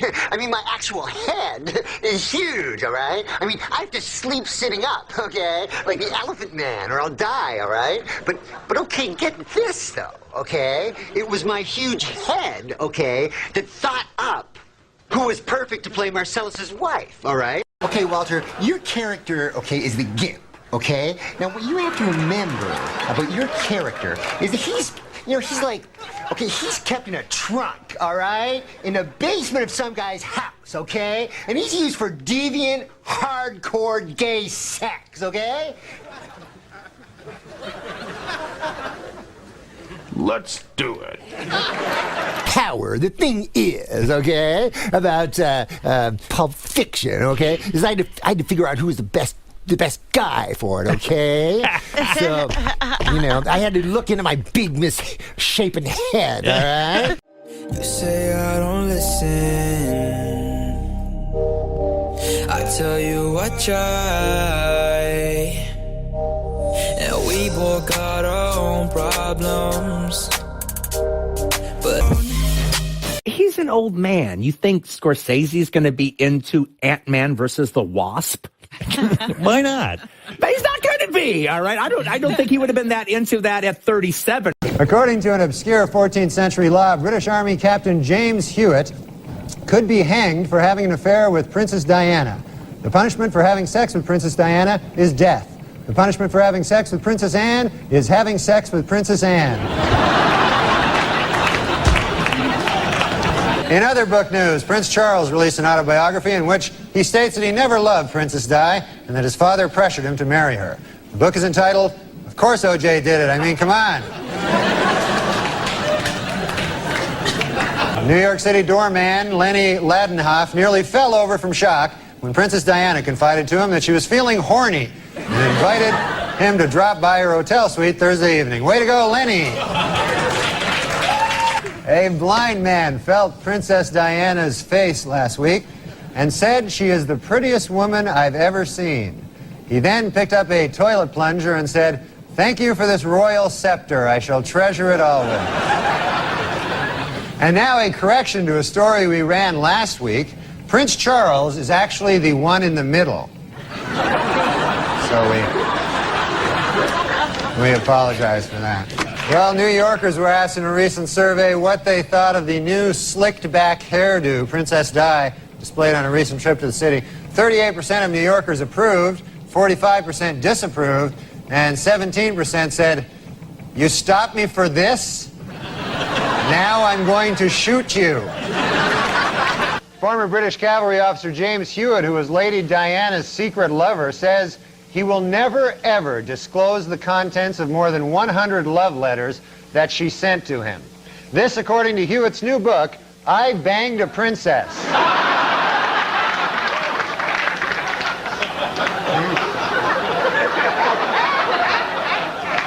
In England, a much publicized videotape of a naked Princess Diana having sex with her lover, Captain James Hewitt, has turned out to be a fake.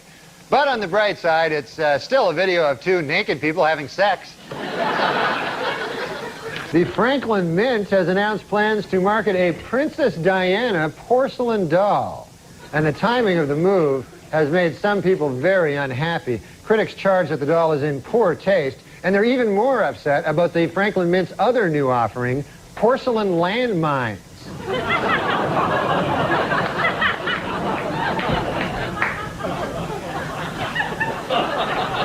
You can play with them together if you want.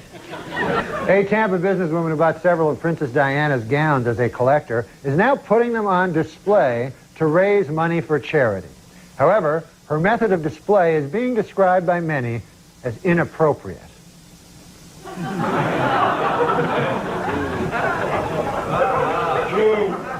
Still, for 4 bits, you know, it's a good deal.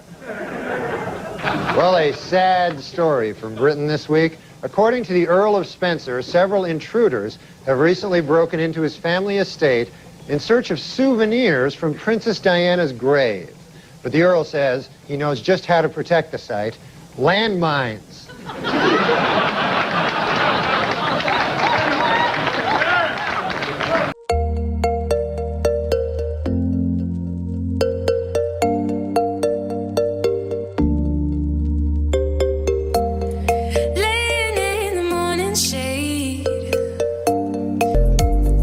I use my time for you know what I do? I do a lot of charity work for things that people, I don't like arguing with people, you know, when they have another opinion than me. So what I do is I pick very popular opinions, and then I work for those people. Like, for instance, there was, you know the landmine big thing? Princess Diana, one of the greatest people who ever lived, she was against landmines.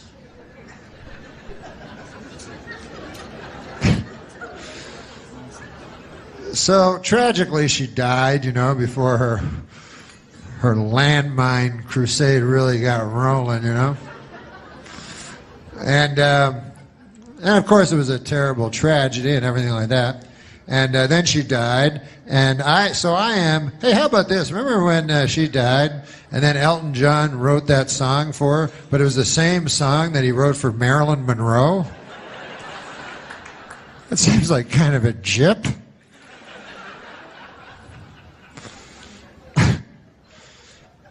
But the king's like, hey, man, you wrote a song for my daughter? I don't know if there's a king. You wrote a song for Princess Diana? Yes. Well, you already? She just died an hour ago. Yeah, I wrote it. I wrote it. And here it is.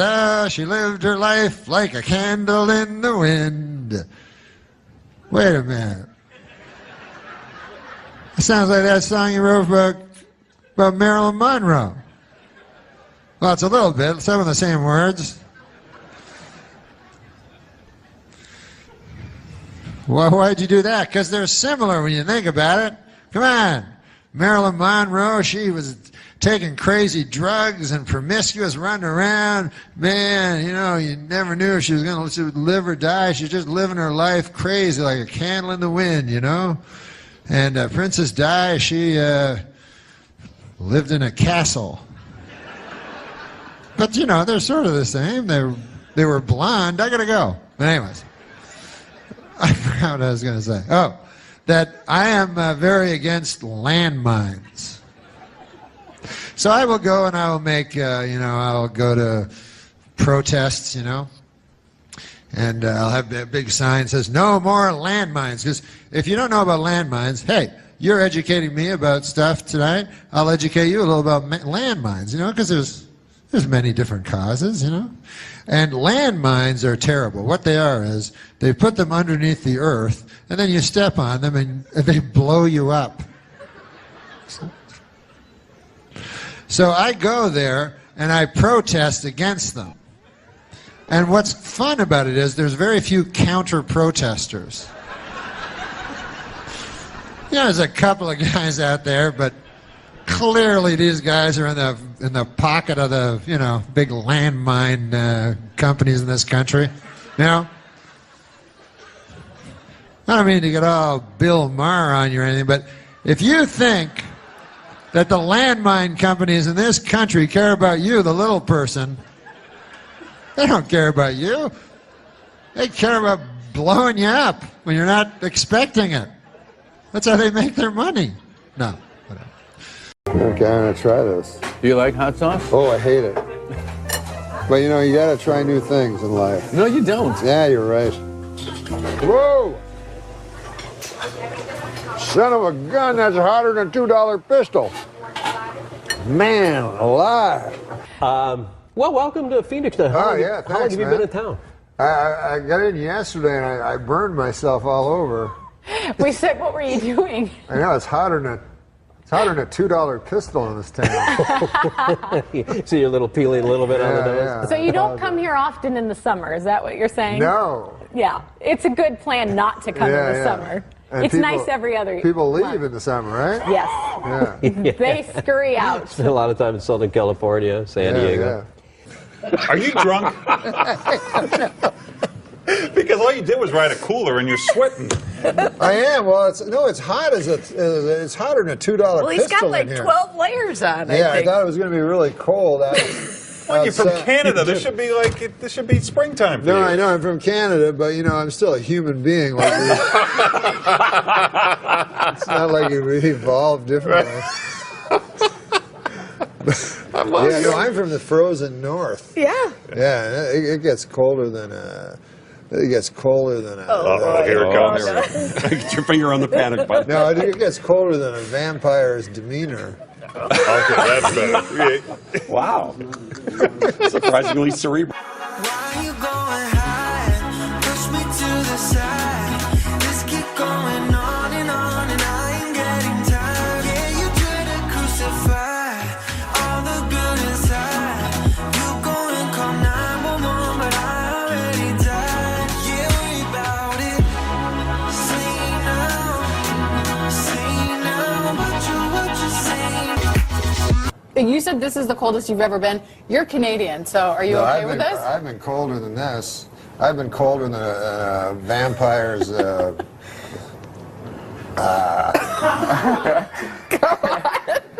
on. That's like We're an 8 waiting. a.m. joke. Yeah, we can do it at 7:19. The stage is yours. When women talk about marriage, it's a happy occasion. I'm getting married, I got my ring, I got my colors picked out, I got 4 of my fat friends to stand next to me. But it's not the same for the men. When men talk about marriage with our friends, it sounds like something you get diagnosed with. Did you hear what happened to Charles? No, what? He's getting married? No! You could go to nightclubs and meet women, but I don't like going to nightclubs. Everybody in the nightclub is a liar. The men are lying, the women are lying. You got older women in the club trying to look young, but you know they older because they got that vaccine mark on their arm. There's a comedian that you remind me of. Do you know who I'm speaking of? No. He was my favorite comedian. He passed away a couple years ago. Patrice O'Neal? Patrice O'Neal. The reason I loved Patrice was he had his own truth, and he was going to tell you, and he wasn't going to take any prisoners. And that's a giant void to fill, Patrice O'Neal, because I felt he was the funniest guy in the world when he passed away. I mean, did you watch the Charlie Sheen one? Yes, yes. And I tell you what, sorry. Well, what do you like? I mean, because like a lot of people were saying that was just there's no line whatsoever, and that it is something other than just being funny, and that it's gotten kind of just brutal and painful to watch. Right. Well, yeah, like, cause, when we get interviewed as comics, like, people always go like, is there any line? And we go, no, but there's lines. Of course there's fucking lines, Yeah. You're a human being, Well, hopefully. But I remember they were talking about William Shatner roast. Artie told me this, that William Shatner's fucking wife had just drowned in a pool 3 months earlier, and they had to get all the comics together and go, look, no jokes about his wife drowning. And they were all like, fuck. Yeah, what are we going to do now? And I was like, what, it even occur to you to fucking do that joke? The guy's still wearing a black ribbon and his clothing is torn. I love Patrice on that, though. Because I love Patrice. Yeah, he's great. And he did it. I never saw a guy that did the roast so good. Because he didn't do all that. Well, I mean, that line is interesting because it's really a personal line. Our next roaster is Patrice O'Neal. You may recognize Patrice from his many speaking roles in movies, but only if you've sat in front of him in a theater. I know, some of these jokes may come off racist, which is why it's important to remember that Rosa Parks fought so Patrice could take 3 seats on the bus. So please welcome a guy who looks like Chris Farley after a mine shaft explosion, the very funny Patrice O'Neal.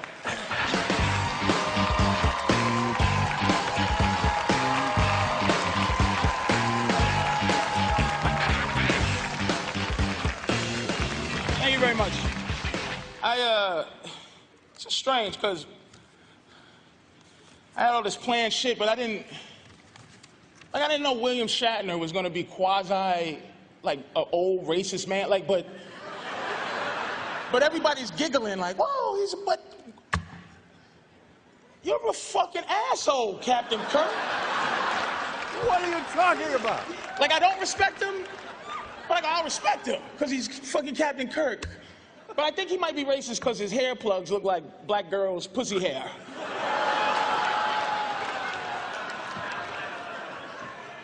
This is fucking amazing. Like, I wasn't gonna be mean to Anthony. I don't know him, I never met him. So I'm sitting here watching him and I'm like, he has way too much confidence. Like, in my world, he's an open micer. Nobody knows him. And nobody should. Like, nobody should fucking know Anthony. I refuse to learn his last shitty name. I learned Galifianakis. That's the last shitty last name this nigga's gonna learn in this fucking funky town. He reminds me of a medieval restaurant waiter. Like, his whole demeanor, like, hello, may I welcome to, and you just wanna go, shut the fuck up and bring me my giant turkey leg, you fucking nothing.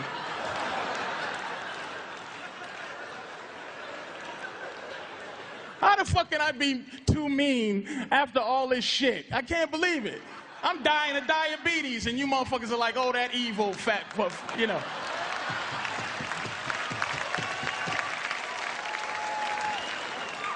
I consider Seth an icon, I do. Like, I got a critique about Seth. It's too much Seth. It's almost like he's jealous of his own creation. Where he wants to prove I'm better than the cartoons. But he's not better than the cartoons. See, but I think the problem is with Seth is that he don't have a partner. You know, like the South Park guys or Hanna-Barbera. I know we've read that old story that Hannah once said, I'm bigger than Yogi, and Barbera slapped the shit out of him for saying that. Seth needs a Barbera to slap him and slap him twice. Once to say, hey man, don't forget why people love you.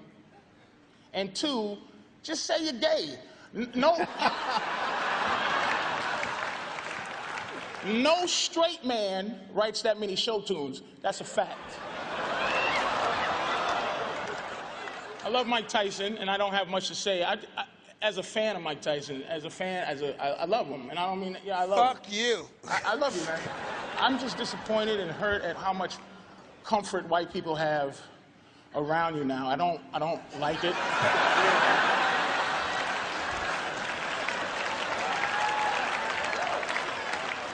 And Steve-O, this new subdued, not drunk you, it fucking stinks, man.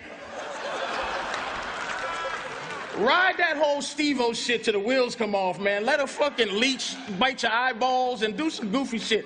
Even your fake puncher, you disturb me with your lack of edge. You just like,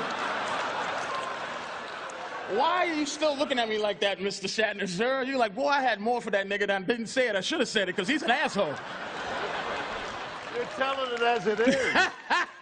You're telling it like it is. Jeff Ross, I love you, I guess. Look, Jeff Ross is a legend. His funniness is a legend. But when I say legend, I mean a myth.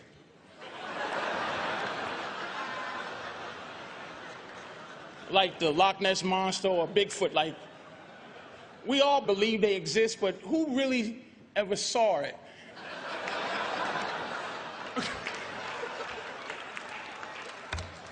Oh, shit.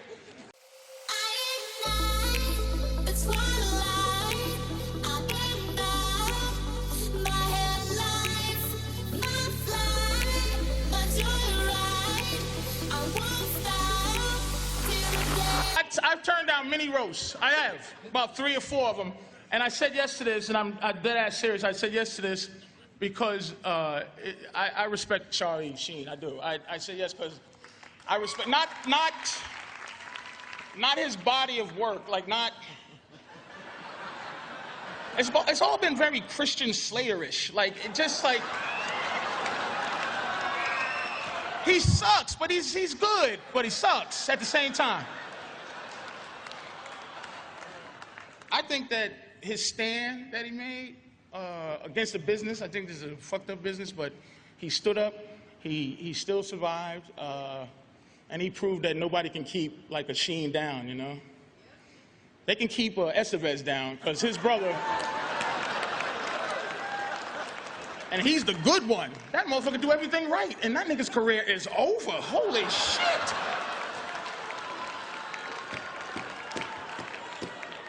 Fuck Tiger Blood, he's selling his own blood to make money. But I want to say to your eyes, man, I love that you stood up to what you thought was wrong, and I'm impressed by you, and I wanted to say that. So, thank you, man. Thanks for having me. Y'all take care, thank you. Let me ask you here, and I saw this, and you were never funnier when you hosted the show here recently, you know, last couple of months. Oh, yeah, you were very, very funny. As you said at the time, if I wasn't funny then, how could I be funny now? Right, and then you went on to demonstrate. In any event... I want to take a look at the moment when after you'd gotten, you lost your job at Saturday Night Live, they then invited you back on to host, like 18 months later, right? Yeah, it was odd. Yeah, and you were kind of musing on stage in your introduction about what had happened, since you obviously weren't funny enough to be on the show, but now you're suddenly funny enough to host the show, and this was your explanation. I was ruminating. You were ruminating. Let's take a look at your explanation. Then it occurred to me, I haven't gotten funnier. The show has gotten really bad.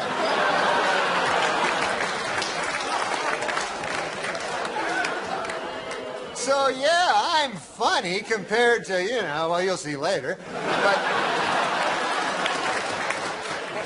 Okay, so let's recap. The bad news is, I'm still not funny.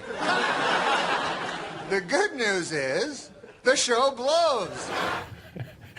I remember when I was doing that, and you can hear it if you listen to it, but the writers booed during that, you know. After not writing anything for the entire show, they booed. It's ballsy. It's a ballsy thing to do. I assume you wrote that? Did you run it by? I mean, you must run it by. You must do the dress rehearsal and run it by the producers and the writers. I was What did they say? gonna do a thing that I thought would be really cool, and I was talked out of it. But I was going to do the monologue and then leave and let them do the rest of the show by themselves, which I thought would be good for the show, because it would be, you know, they'd have to band together and, you know, work around the fact that the host wasn't there and stuff like that. This was, of course, in a period when Letterman had also, he still hadn't gotten over the fact that he'd been fired by NBC and hadn't gotten the Tonight Show right. And you went on Letterman, and I still remember seeing this. He was just fired up with anger and fury on your behalf at the pinheads at NBC. What did that mean to have Letterman at your back? Oh, Letterman was so kind to me. Yeah, one thing about being fired was, like, a lot of cool guys I really loved, mostly Letterman, you know, he's my favorite guy ever. But Letterman and Stern and Gary Shanley and all these, Chevy and all these guys, like, jumped to my defense, which was really nice. But especially David Letterman, because he was the reason I got into stand-up, and he's the reason that I love comedy so much. I was asking you about the driving thing, because Norm doesn't drive. We learned that last time. And then I was listening to the Howard Stern show the other day, and I heard Artie Lang telling another story about Norm, which I thought was really funny and worth telling here. Again, I heard this on Howard's Sirius radio show. Artie was saying about how, I didn't know that you got fired from Saturday Night Live. Yeah.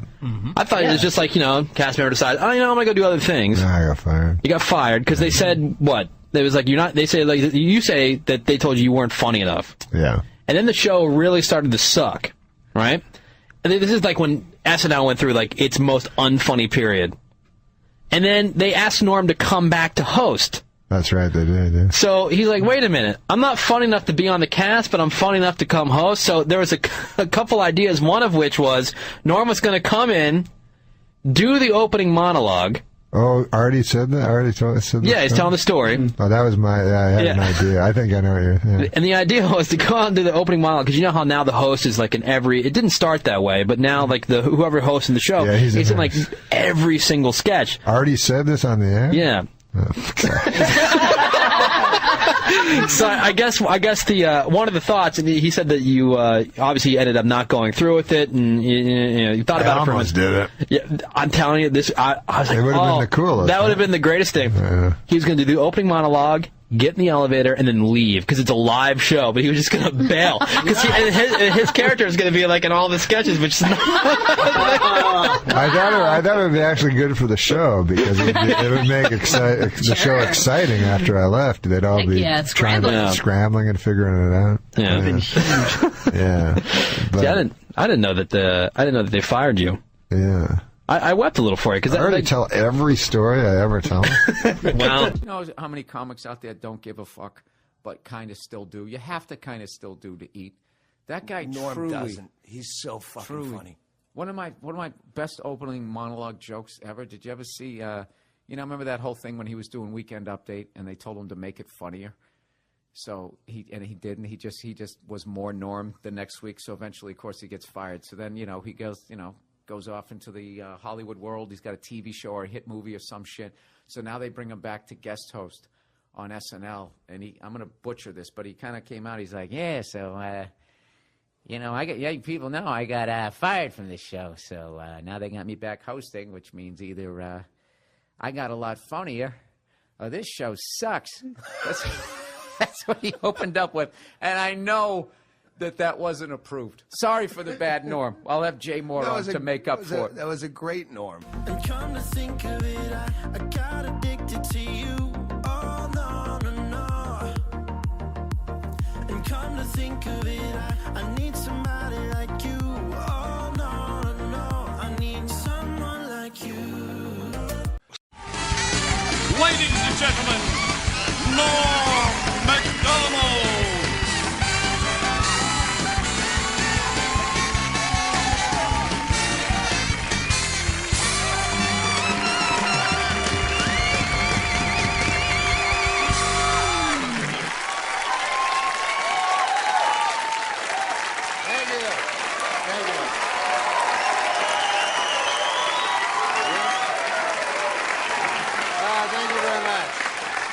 You're very kind. You know, in the, what's that? Oh yeah, no, you're absolutely right. That is my name. You know, when the people here asked me to do the show, you know, I gotta say, I felt kind of weird. You know, I don't know if you remember this, but I used to actually be on this show. You know, I used to do the weekend update news routine. You remember that? And yeah, that's where I did the make-believe news jokes. You know, that was me, right? So then, a year and a half ago, right, I had a sort of a disagreement with the management at the NBC. I wanted to keep my job, right?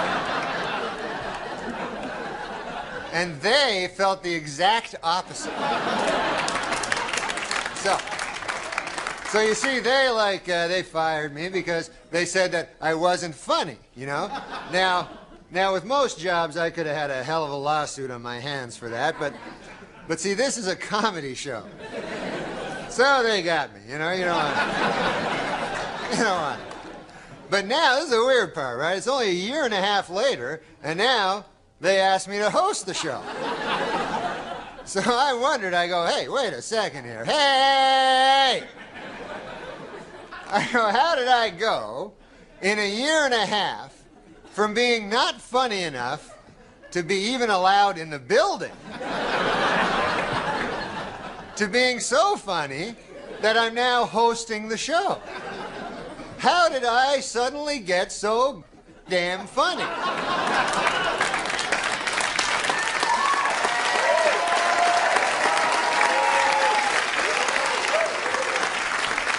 It was inexplicable to me, because a year and a half, let's face it, is not enough time for a dude to learn how to be funny.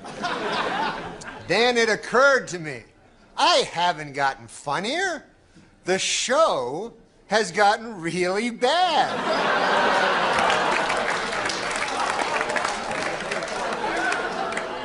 So yeah, I'm funny compared to, you know, well, you'll see later. But okay, so let's recap. The bad news is, I'm still not funny. The good news is, the show blows. All right, folks, we got a bad show for you tonight. Dr. Dre, Snoop Doggy Dogg, and Eminem are here. We'll be right back. I wanted to see if you wanted to say something about our friend Norm MacDonald, who passed away. Oh, my God. And, yeah. There was no one funnier. A brilliant Canadian, you know. And tonight, the Lifetime Achievement Award will be presented to Mr. Martin Short.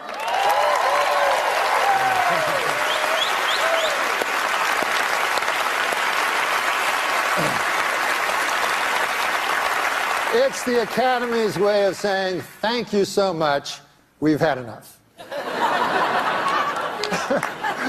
Little Don Rickles.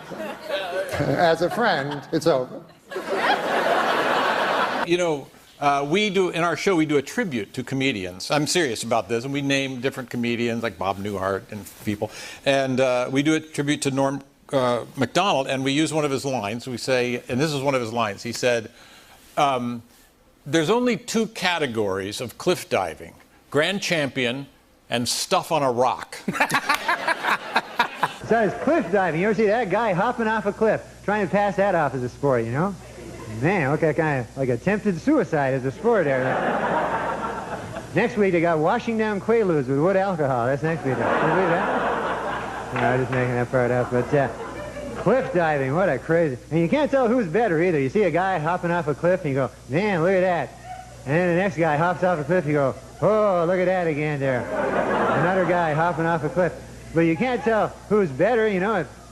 If you survive it all, you're a great there's only a couple of different levels of cliff diving. It's grand champion and then stuff on a rock over there. One of the two. It's a kind of a thing. But I really think that in comedy particularly, the originals stand out the most, and they stay with us long after they're gone. And there was no one more original than Norm MacDonald. Yeah. There was no one who did his style. There was no one who had his rhythms. He was remarkable and so kind and funny. Well, the great thing about Lauren is you could do anything you wanted. He would tell you wise things, like wisdom or whatever. He's like a little Buddha guy, right? Yeah. Did it ever make sense, or not to me? You'd always walk away going, "What the fuck?" To other people, it did. Like I remember one time he wanted me. Like this was actually with Weekend Update. They wanted me to do Weekend Update with a lady. Yeah. Like two of us. Mm-hmm. And I was like, that sounds like shit. I don't want to fucking, that sounds like shit. I'm like, if there's a lady and a dude, like, what are we making fun of local news? What the fuck is that? He's like, no. He's like, you'll be, he had some crazy, he goes like, I think he liked me because I didn't understand what he was talking about all that. And he goes like, you'll be Fred Astaire and she'll be Ginger. You'll give her the sex, a comedy, and she'll give you the sex. And I was like, the dancers? What? I didn't know what he was fucking talking about. Yeah. So anyways, I go, I don't want to fucking do it with a lady. Let Franken do it. Yeah. So Franken was going to do it? Yeah, it was Frank and me and somebody else. So I didn't care that much about it. So because I could just do stand up. But anyways, what happened was funny. Like Steve Martin walked in because he was hosting. Yeah. And Lauren, to embarrass me, went, let's see what Steve thinks about it. And Steve Martin doesn't give a fuck about anything. So, but he goes, Norm wants to with the lady, and what he thinks. And he does this big long spiel, and Steve Martin's completely uninterested. Been dragged into something he wanted no part of. But luckily, he fucking just said out of the blue, he goes, oh, fuck. He goes, I did this award show with some broad, and they paired me up with her, and she fucked everything up. Like, I guess they stuck him with something. Yeah. So then Lauren goes, oh, there's some support from an unexpected place. And that's how you got the solo update? Yeah, Steve Martin, because he was such a hero to Lauren. You had a bad experience with an award show, and you get to run the solo on the update? Yeah, it was awesome. That's a fucking good moment. But I would have been in big trouble with a lady. But then later they did it with a lady and a dude. Because he kept saying, oh, remember, because I know Saturday Night Live, like all of us, right? Yeah. And he was like, remember Jane and Dan? And I was like, that was shit. Like, I remember Jane, you ignorant slut. Right. But I also remember all the rest of the fucking shit. Like, he had a hat on and pretended to be from they played characters. Yeah. And I was not interested in that because Dennis kind of changed it to Dennis Miller where you do jokes. Where you do jokes. And you're not doing a parody of a fucking... And finally, comedy legend Jerry Lewis. Joy and a thrill and all good stuff it is to be here. It's super duper. Good luck. And we're going to need it. All three of you. The answer is John Travolta learned how to dance for this 1977 hit movie. Mr. Lewis. If I remember correctly, Alex, that would be Dancing for Ladies! I had to go for it. No. That is incorrect also. What is Saturday Night Fever? Oh. The answer is Popeye is this sort of man. Mr. Lewis. I got the answer, Alex. You want the answers? It's simple. They're terrified of a perfectionist. They being the people who are running the studios this week. Jerry Lewis has wandered off somewhere. Let's see if he had anything. Apparently his answer was an outline of half of his hand. And he wagered the other half of his hand. That's beautiful. Well, I'd like to thank all of our celebrities for joining us this evening. I was late. I was in the little boy's room. Oh, boy, I didn't mean to do that. The sketch that you got on the air, and you say in your book, hey, I didn't originate this sketch. I kind of stole this sketch with permission. But the famous Jeopardy bit. Yes, Jeopardy sketch. Where you play Burt Reynolds, and you say Will Ferrell was key to that sketch because he played such a great Jeopardy host. Yes. But that thing was one of the most popular sketches, and you pitched that, but you admit in your memoir that, hey, that's something I got from SCTV. Yeah. And I waited till Martin Short was a guest on the show, and I pitched it and said, can we do the Jeopardy thing? Yeah. They did a sketch on SCTV when I was a child called Halfwits, and it was, Alex Trebek was in the sketch because he was a Canadian. And it was you know, it was just these kids. It was, you know, when two schools would fight each other, Yeah. and so they were all, it was real stupid. So I always loved that show, and I said, you know, Celebrity Jeopardy, they always ask such easy questions, and the celebrities are all so stupid. It would be great to do it. Unfortunately, they've already done it, and I feel like I shouldn't just steal a sketch. Right. So when Mr. Short came to do the show, who later became my friend, I said, who wrote that sketch? You know, and he said, Eugene Levy. And I said, maybe we could phone him, you know, and get permission. Get permission. And so he said, yeah, we'll do a conference call. And I said, no, I'll phone, you know. I'm a man, you know. Yeah. So I phoned Eugene Levy, and I asked him, I told him the whole sketch. I said how much I loved the first one, and I asked permission, and he was kind enough to give it to me. There was no better show than that SCTV. That was unbelievable, oh my God, right? It was amazing. It was amazing. Yeah, unbelievable.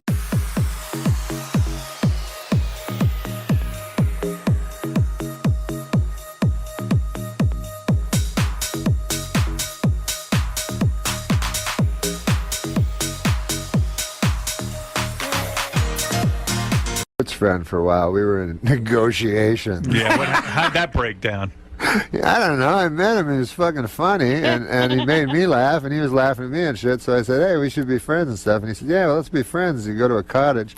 And I was like, ah, fuck, I'd have to go to a cottage, you know. And then so it never caught on because the cottage was in my head and shit. What do you but mean still, I would cottage? like, you know, that guy would be cool to fucking hang out But with. what do you mean I met him. that would be a good friend But then for you? going to a cottage, you understand? I don't want to go to a cottage. Yeah. Well, that's the problem All of a with you. sudden, you're going on a cottage on a plane. But that's You go, the problem. Maybe I Norm, should have done this. Norm, What? that's the problem What's with that? you. So if someone suggests something right away, it's not Too guarded. I know what you're it's saying. not too. It's not cool enough for you. Where would They're you not go cool with Martin enough. Short? I think Martin Short says, "Let's go to a cottage No, I'm and not hang saying out." that. I'm Yeah. saying, like, I think you're right when I said I'm too guarded. Like, Yeah, I'm not you don't willing wanna to do things. You don't want to be trapped in a cottage with Martin Short. The idea, I love the that idea part. of being friends with Martin Short is fun. The idea of being in a cottage with Martin Short and then having the pressure to talk and to interact with one another. Yeah. I understand. I'm the same way. Yeah. It wouldn't work out for you. Yeah. It wouldn't work out for me either. But you go on that vacation. But maybe in with, another lifetime. Yeah. Do you have any other color jokes? I mean, he's just blue and yellow. Did you just say, do I have any other colored jokes? I knew you were going to say that. Fucking Jimmy the Greek over here. I don't want to. Jimmy the Greek. How about Jimmy the Greek gets kicked out for being a racist? Meanwhile, they call him the Greek. I'm going to lose it though. Yeah, it's the heaviest I've ever seen. And since I've gained it, I sweat like a you sweat like a whore in church. I don't mean to be What? I don't mean to be filthy, but whore in church. Yeah, she's nervous, so she sweats because Sweating like a Chris Dorner in a Big Bear cabin. Okay, come on. Well, I'm just. That's racist. Two businessmen bought the Milwaukee Bucks for $550 million. They are very excited with their purchase, as this is the only legal way to own black people. Now that is here, and I read that. Well, you're not there. You know how businessmen are racist? They are. Yeah, so it's them being racist. They not are. You. The two businessmen that bought the Milwaukee Bucks for $550 million Yeah. are racist, according they're to this. fine, man. They're. Jim's. That's what you said their neighbor was? Jim Ping? That is my neighbor. A nice fella. Nice guy? Let me as abacus I want to do yesterday. this. Jesus. Oh, come on. That's not a Chinese guy. I wasn't saying it was. That was kind of What are you, racist. Mickey Rooney? Hey, hey, come on. I know he's dead, Have but a little Mickey Rooney respect. did a very racist thing, like you just did, in a movie called Breakfast at Tiffany's by the wonderful Truman Capote. I wasn't doing anything racist, and you know it. But go ahead. We start talking. She's texting me at like 4 a.m. And I'm like, oh, you know, what's going on? She's like, oh, I'm bored and I wish I had some weed. You want to come over? And I'm like, yeah, sure. And she's sending pictures of her. Oh, maybe we'll have fun. And I'm like, and so at this point, What were the pictures? It was like her bent over with no, clothes on and stuff. And I'm like, but at this point, my cock's making the decisions. Anyway. Tell me. And so I call my friend, and then she's like, yeah, just can you bring a C note? Well, I have a roommate that sells $100 bill. $100 bill, and we'll go get some weed, and you can come on. And I'm like, yeah, am I getting mugged? And I call my friend. and he said, put the phone number into Facebook and you can see who the person Shut is. the fuck up. Yeah, so I put the phone number into Facebook and the profile comes up. It's this black guy in a ski mask in all the pictures. It doesn't And I'm matter like, what holy race he shit. was. So As a matter of fact, I don't know how he knew he was black. He was wearing a ski mask. Well, you could tell. So I head over there. No, I know. You can tell. I know. No, I've never heard his view on African Americans until this very show. That's interesting that you got that out of him. Plenty of black friends. Plenty of black friends. Dated a black woman for months. No, I'm not a racist. Yes. If a man has a job and he is a racist, should the job be taken away from him? No. Okay. But his fellows should. Good news for him. Yeah. Not a racist. Do you know the joke about B.B. King's wife? No. You don't? No, I don't think so. B.B.'s having a birthday, so she wants to surprise him. So she goes to the tattoo parlor. She says, put a B on one cheek and a B on the other. So the guy does it. She goes home. B.B. comes home. She opens the door, bends over, drops her shorts, and says, surprise! He said, who's Bob? That's racist. There it is, ladies and gentlemen. There it is. The one and only Super Dave Osborne and his joke about Yeah, tell that to Michael Richards, man. Why, that's not a racist joke. Yeah, sure it isn't. Who's Bob? Yeah, you know. That's. Now, what do you think about this dog, the bounty hunter? Have you been following that at all, Norm? That guy, I mean, to me that sounds racist.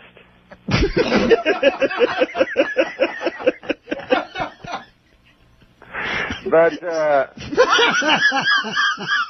like you gotta remember that even though that is a racist comment, listen, man, we've all known bounty hunters in our time, you know, and they have that thing like curse like a sailor. Well, that could go for bounty hunters just as well. They just chose sailor. Those guys. I mean, they're not like you or me, you know? No, they're bounty hunters. If you choose that as your career, you know, you're a bounty hunter. Listen, some salty language is not going to be as... You may as well just be a longshoreman. No, there's nothing worse than bounty hunting. Norm, you're a genius. All right, we got a couple minutes left. Anything else you want to lay on the listeners before we leave today? That was funny, that bounty hunting thing. Seems like he's going to get a pass on it, right? I don't think so, Norm. I think he's in trouble. Are his bounty hunting days over? Where's he go from that? We can't keep you on. I'm sorry, but you know, you have to. You know, you have a public image of hunting down criminals in their hotel rooms, diving at them in the middle of the night and beating them up. We can't have you saying racist things.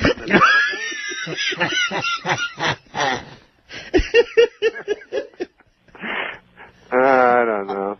All right, Norm, I'm going to put some oxygen on my face here and recover. You're going to be on every Friday now? Yeah, that'll be fun, right? Oh, are you kidding me? I'll be like your Pete Barbuti. Barbuti. No, stop. Chuck Mangione references you're far behind. Yeah. Thank you, Storm and Norman. We'll talk at you down the road. This is the Dennis Miller Show.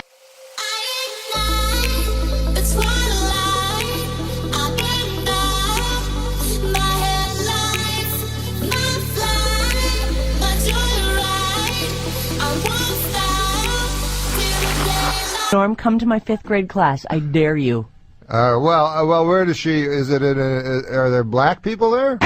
Oh my God! Where's the 925? Why is it harder if there's black people there? Because black people are generally poor, and poor people are generally dangerous. Oh my God! Wow, I can't Norm! believe you just went there.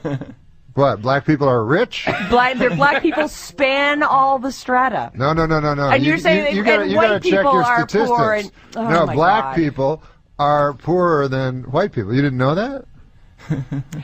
Are you telling Norm. me that you think black... What I'm saying is that I try not to pigeonhole people into black people truth. are poor, not into the truth.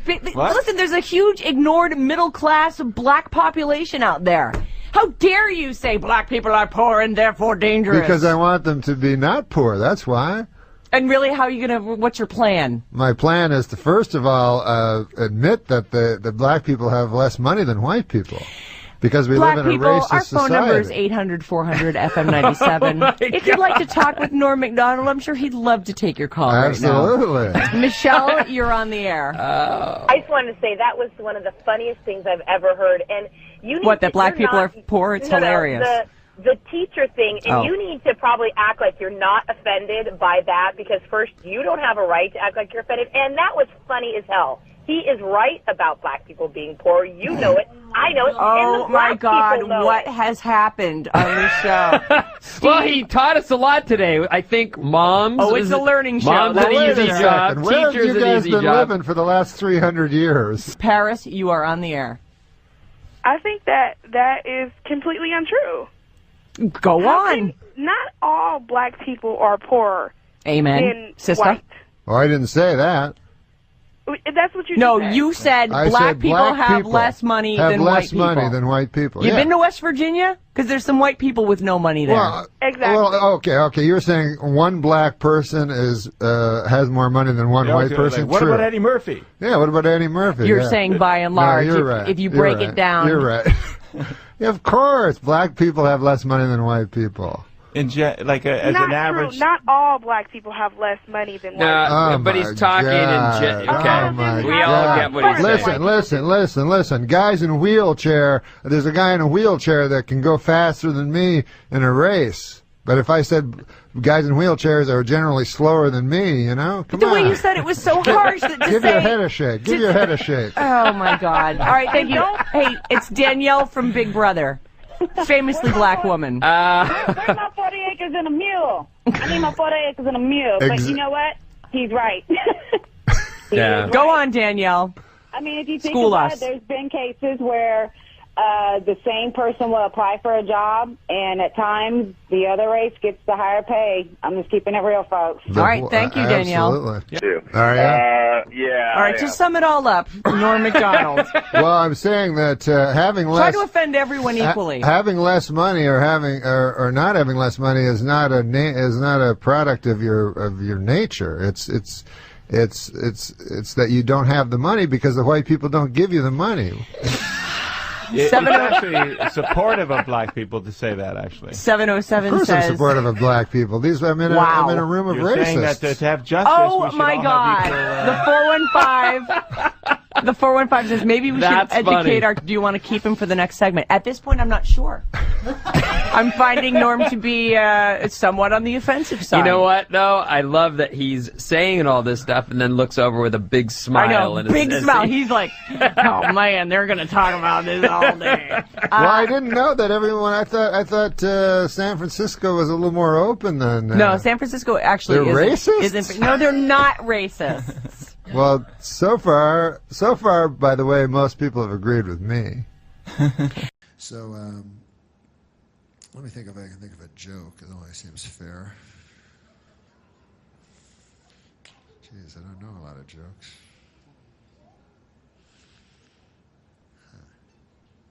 Oh, I know a joke. There was a guy who had a great pig, man. This guy had the greatest pig in the world.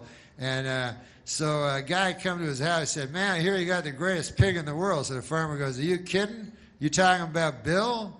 The guy goes, I don't know, man. I just heard it was a pig. I didn't know it was a name. He goes, yeah, his name's Bill.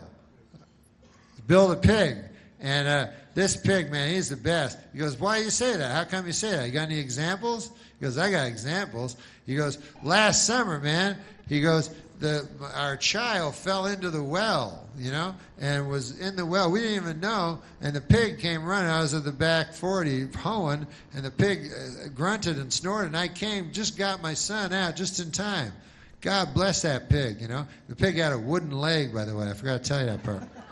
And so then he goes, yeah, that's interesting, but he's got a wooden leg. He goes, let me tell you more about the pig.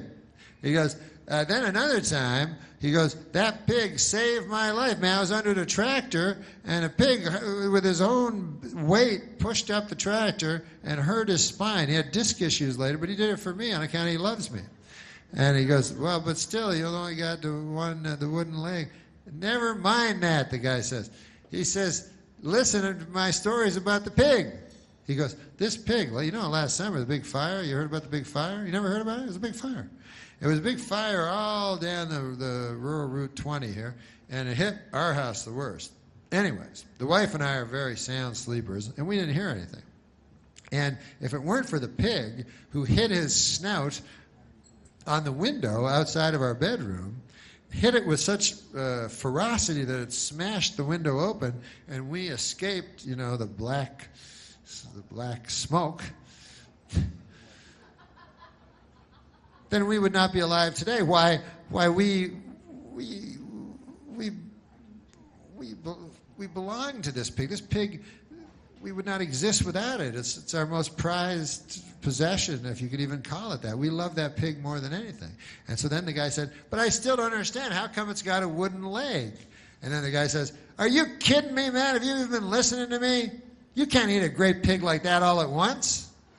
You know? You haven't heard a word I've said? What is wrong with you?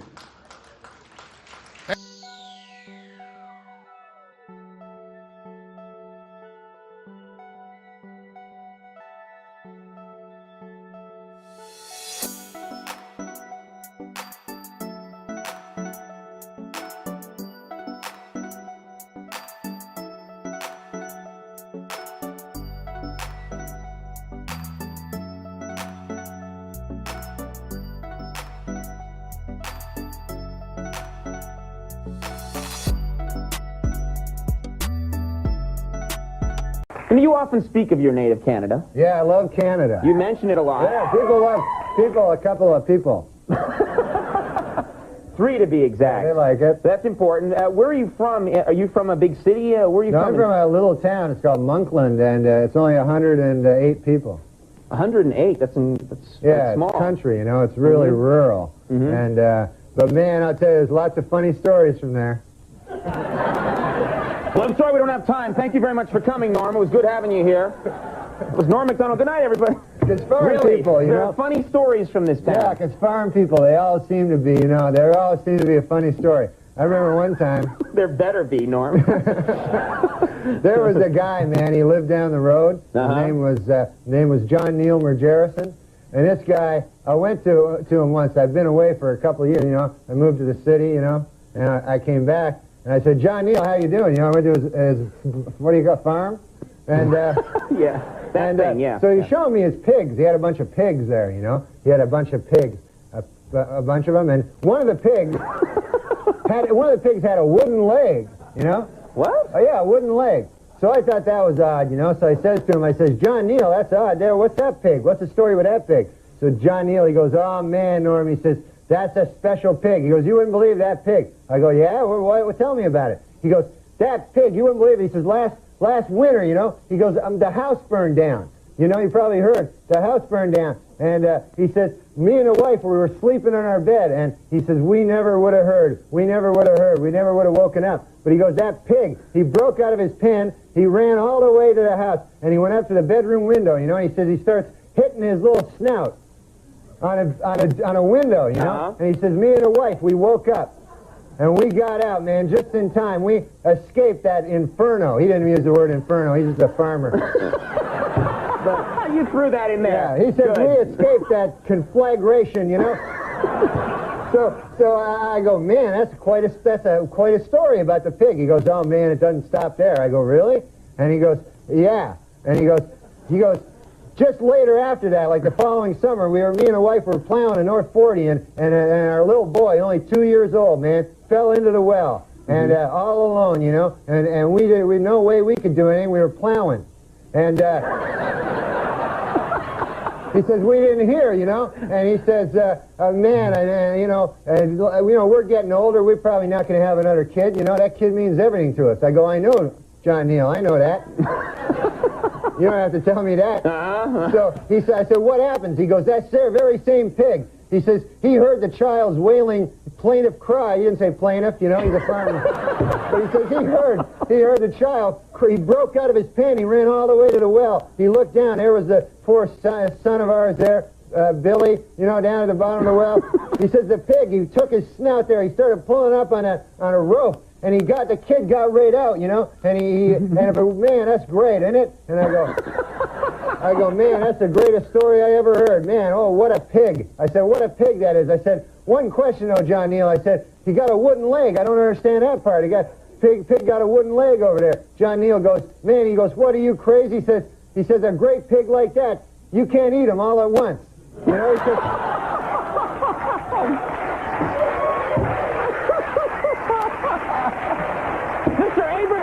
everybody. Yeah. All right. I can never forgive you. The last time I saw him was at the Comedy Store, and he was uncharacteristically emotional. Yeah. Like when we parted company, he was. And there's a picture of me and him and like the back of Chris Rock said, I put it in my special. That picture that's in the end of the closer was the last time that I saw him. Wow. And he stood there. He came up, he stood behind me. I looked, he looked up, and I realized he was posing for the picture in hindsight. Like a gift. That's nice. It was a very fitting goodbye.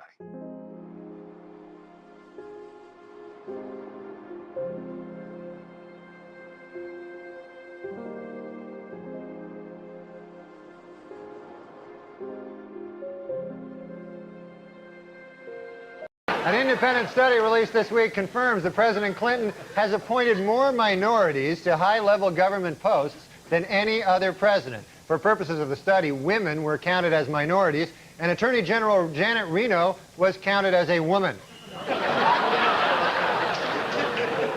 Meanwhile, with President Clinton's second inaugural approaching, attention is turned to what the women will be wearing at the festivities. According to the White House, First Lady Hillary Rodham Clinton will wear a gown by Oscar de la Renta. Tipper Gore will appear in a Jennifer George ensemble, and Attorney General Janet Reno will be outfitted by Rochester Big and Tall.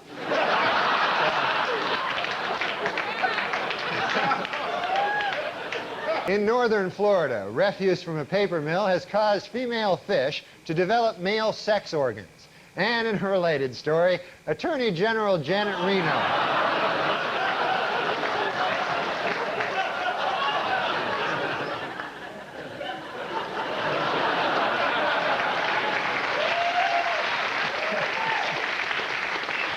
Also this week in Washington, several prominent Democrats joined Republicans in pleading with Attorney General Janet Reno to investigate fundraising abuses and also to shave.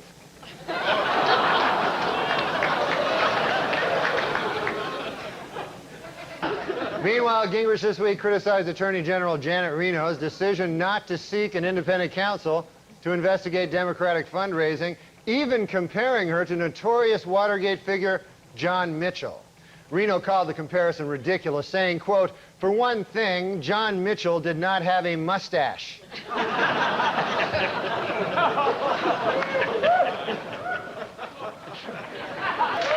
Meanwhile, FBI Director Louis Freeh said this week that Attorney General Janet Reno might have a conflict of interest in her investigation of Democratic fundraising. Freeh also pointed out that Reno might have a conflict of interest between her X and Y chromosomes.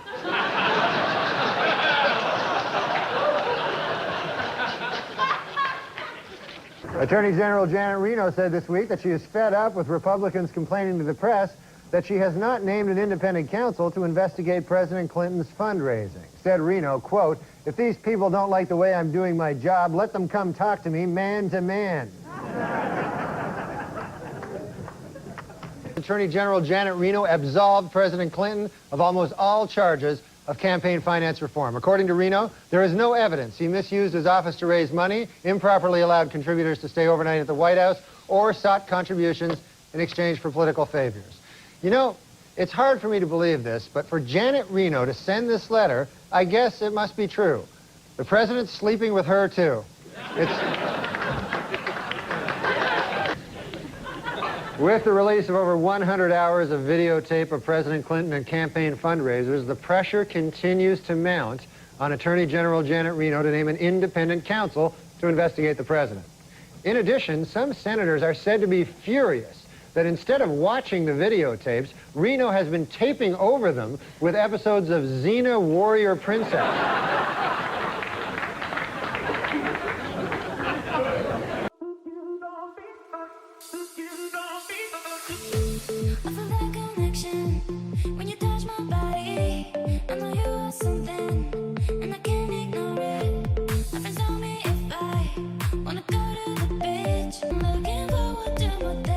Attorney General Janet Reno has assembled a task force to determine whether federal campaign finance laws were violated by Democrats, Republicans, or both. Another task force will attempt to determine whether Attorney General Reno is a man, a woman, or both.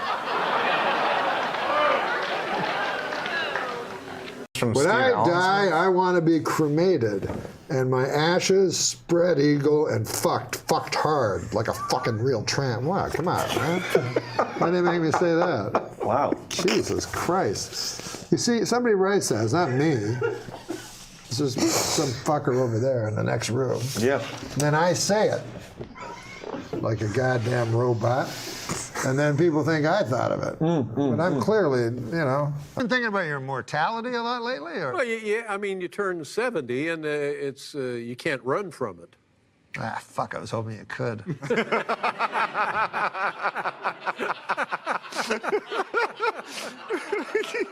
When I die, I want my body donated to science. But more specifically, a scientist who is working on bringing dead guys back to life. Oh, that's just, is that funny at all? That's just a statement. I'm serious, am I crazy? When I die, I want my body to be donated to science, but more specifically, a scientist who's working on bringing dead guys back to, yeah, that I don't. Okay, forget that one. That could be funny. But this one, I have my funeral, you know? Yeah. And you know, most of these funerals, crying and sad and everything like that. And that's what I like, you know? I don't want, I've heard of other ones. Let's have a party. Whoa, whoa. No party. There'll be a lot of party days later. But right now, I'm dead. I mean, you know, people should be talking, crying.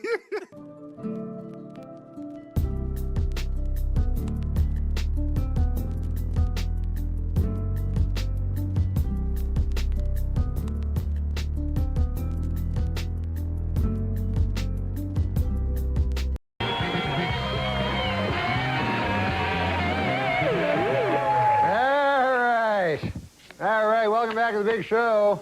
We just get rid of this doll of steak. So Paul is working out today. You know what health club I work out there, don't you, Paul? No, which one? Work out at Crunch. So this waiter comes to our table, Paul. He's one of the real oily guys. You know those kind of guys, real oily. He looks right at me. He gives me one of these, like, "Hey, enjoying your shrimp?" Hey, enjoying it. So, he wanted to know if you enjoyed the shrimp. Yeah, yeah. Yeah, that's right. Hey, enjoy your shrimp? Finishing the cool down when this big hulking man walks up to me, big guy, looks me right in the eye, and he gives me one of these. He goes, you got any gum? You got any gum?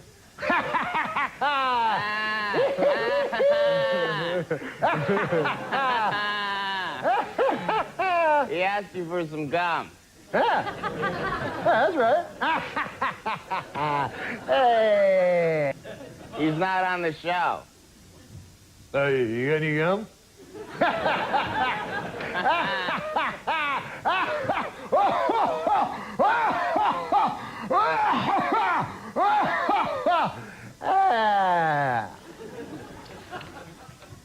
Crunch. first guest here on the program. Ladies and gentlemen, brace yourselves. Robert De Niro.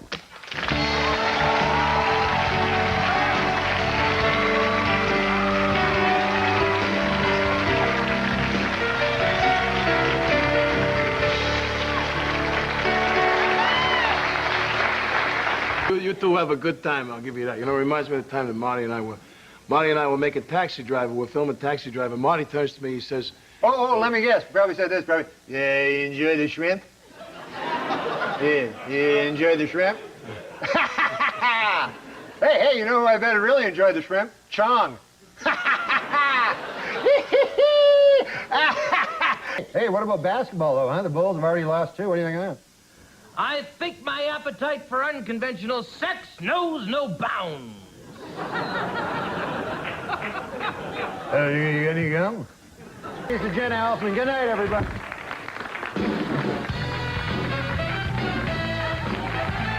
Yeah, Paul, Rob Lowe and the Spice Girls band. Do you enjoy the Spice Girls, Paul? Spice Girls, yeah. Yeah. Well, they'll be on the show.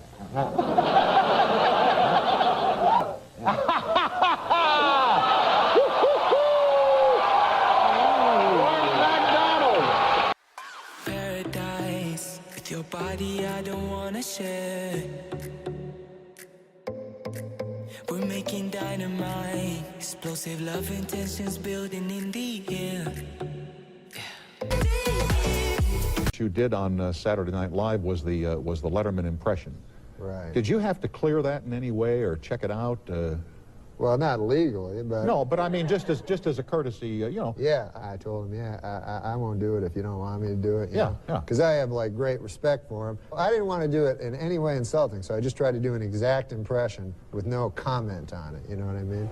And then Letterman phoned me, and he said he was okay with it, you know. Oh, good. Yeah, so I felt better about that. Now, when he put you on the spot like that, you know, to do the impression right in front of the man, it's got to be a little scary, huh? Yeah, it was very scary, and because I had just done it on Saturday Night Live the week before, and when I came on, I was sure. I said, Dave's going to ask me this question. So everybody that works at the Letterman show, they all know Dave. Yeah. You know? So like, I know Dave, he won't ask you. So I'm like, all right. So it turns out they don't know Dave. And, you know, I, as a casual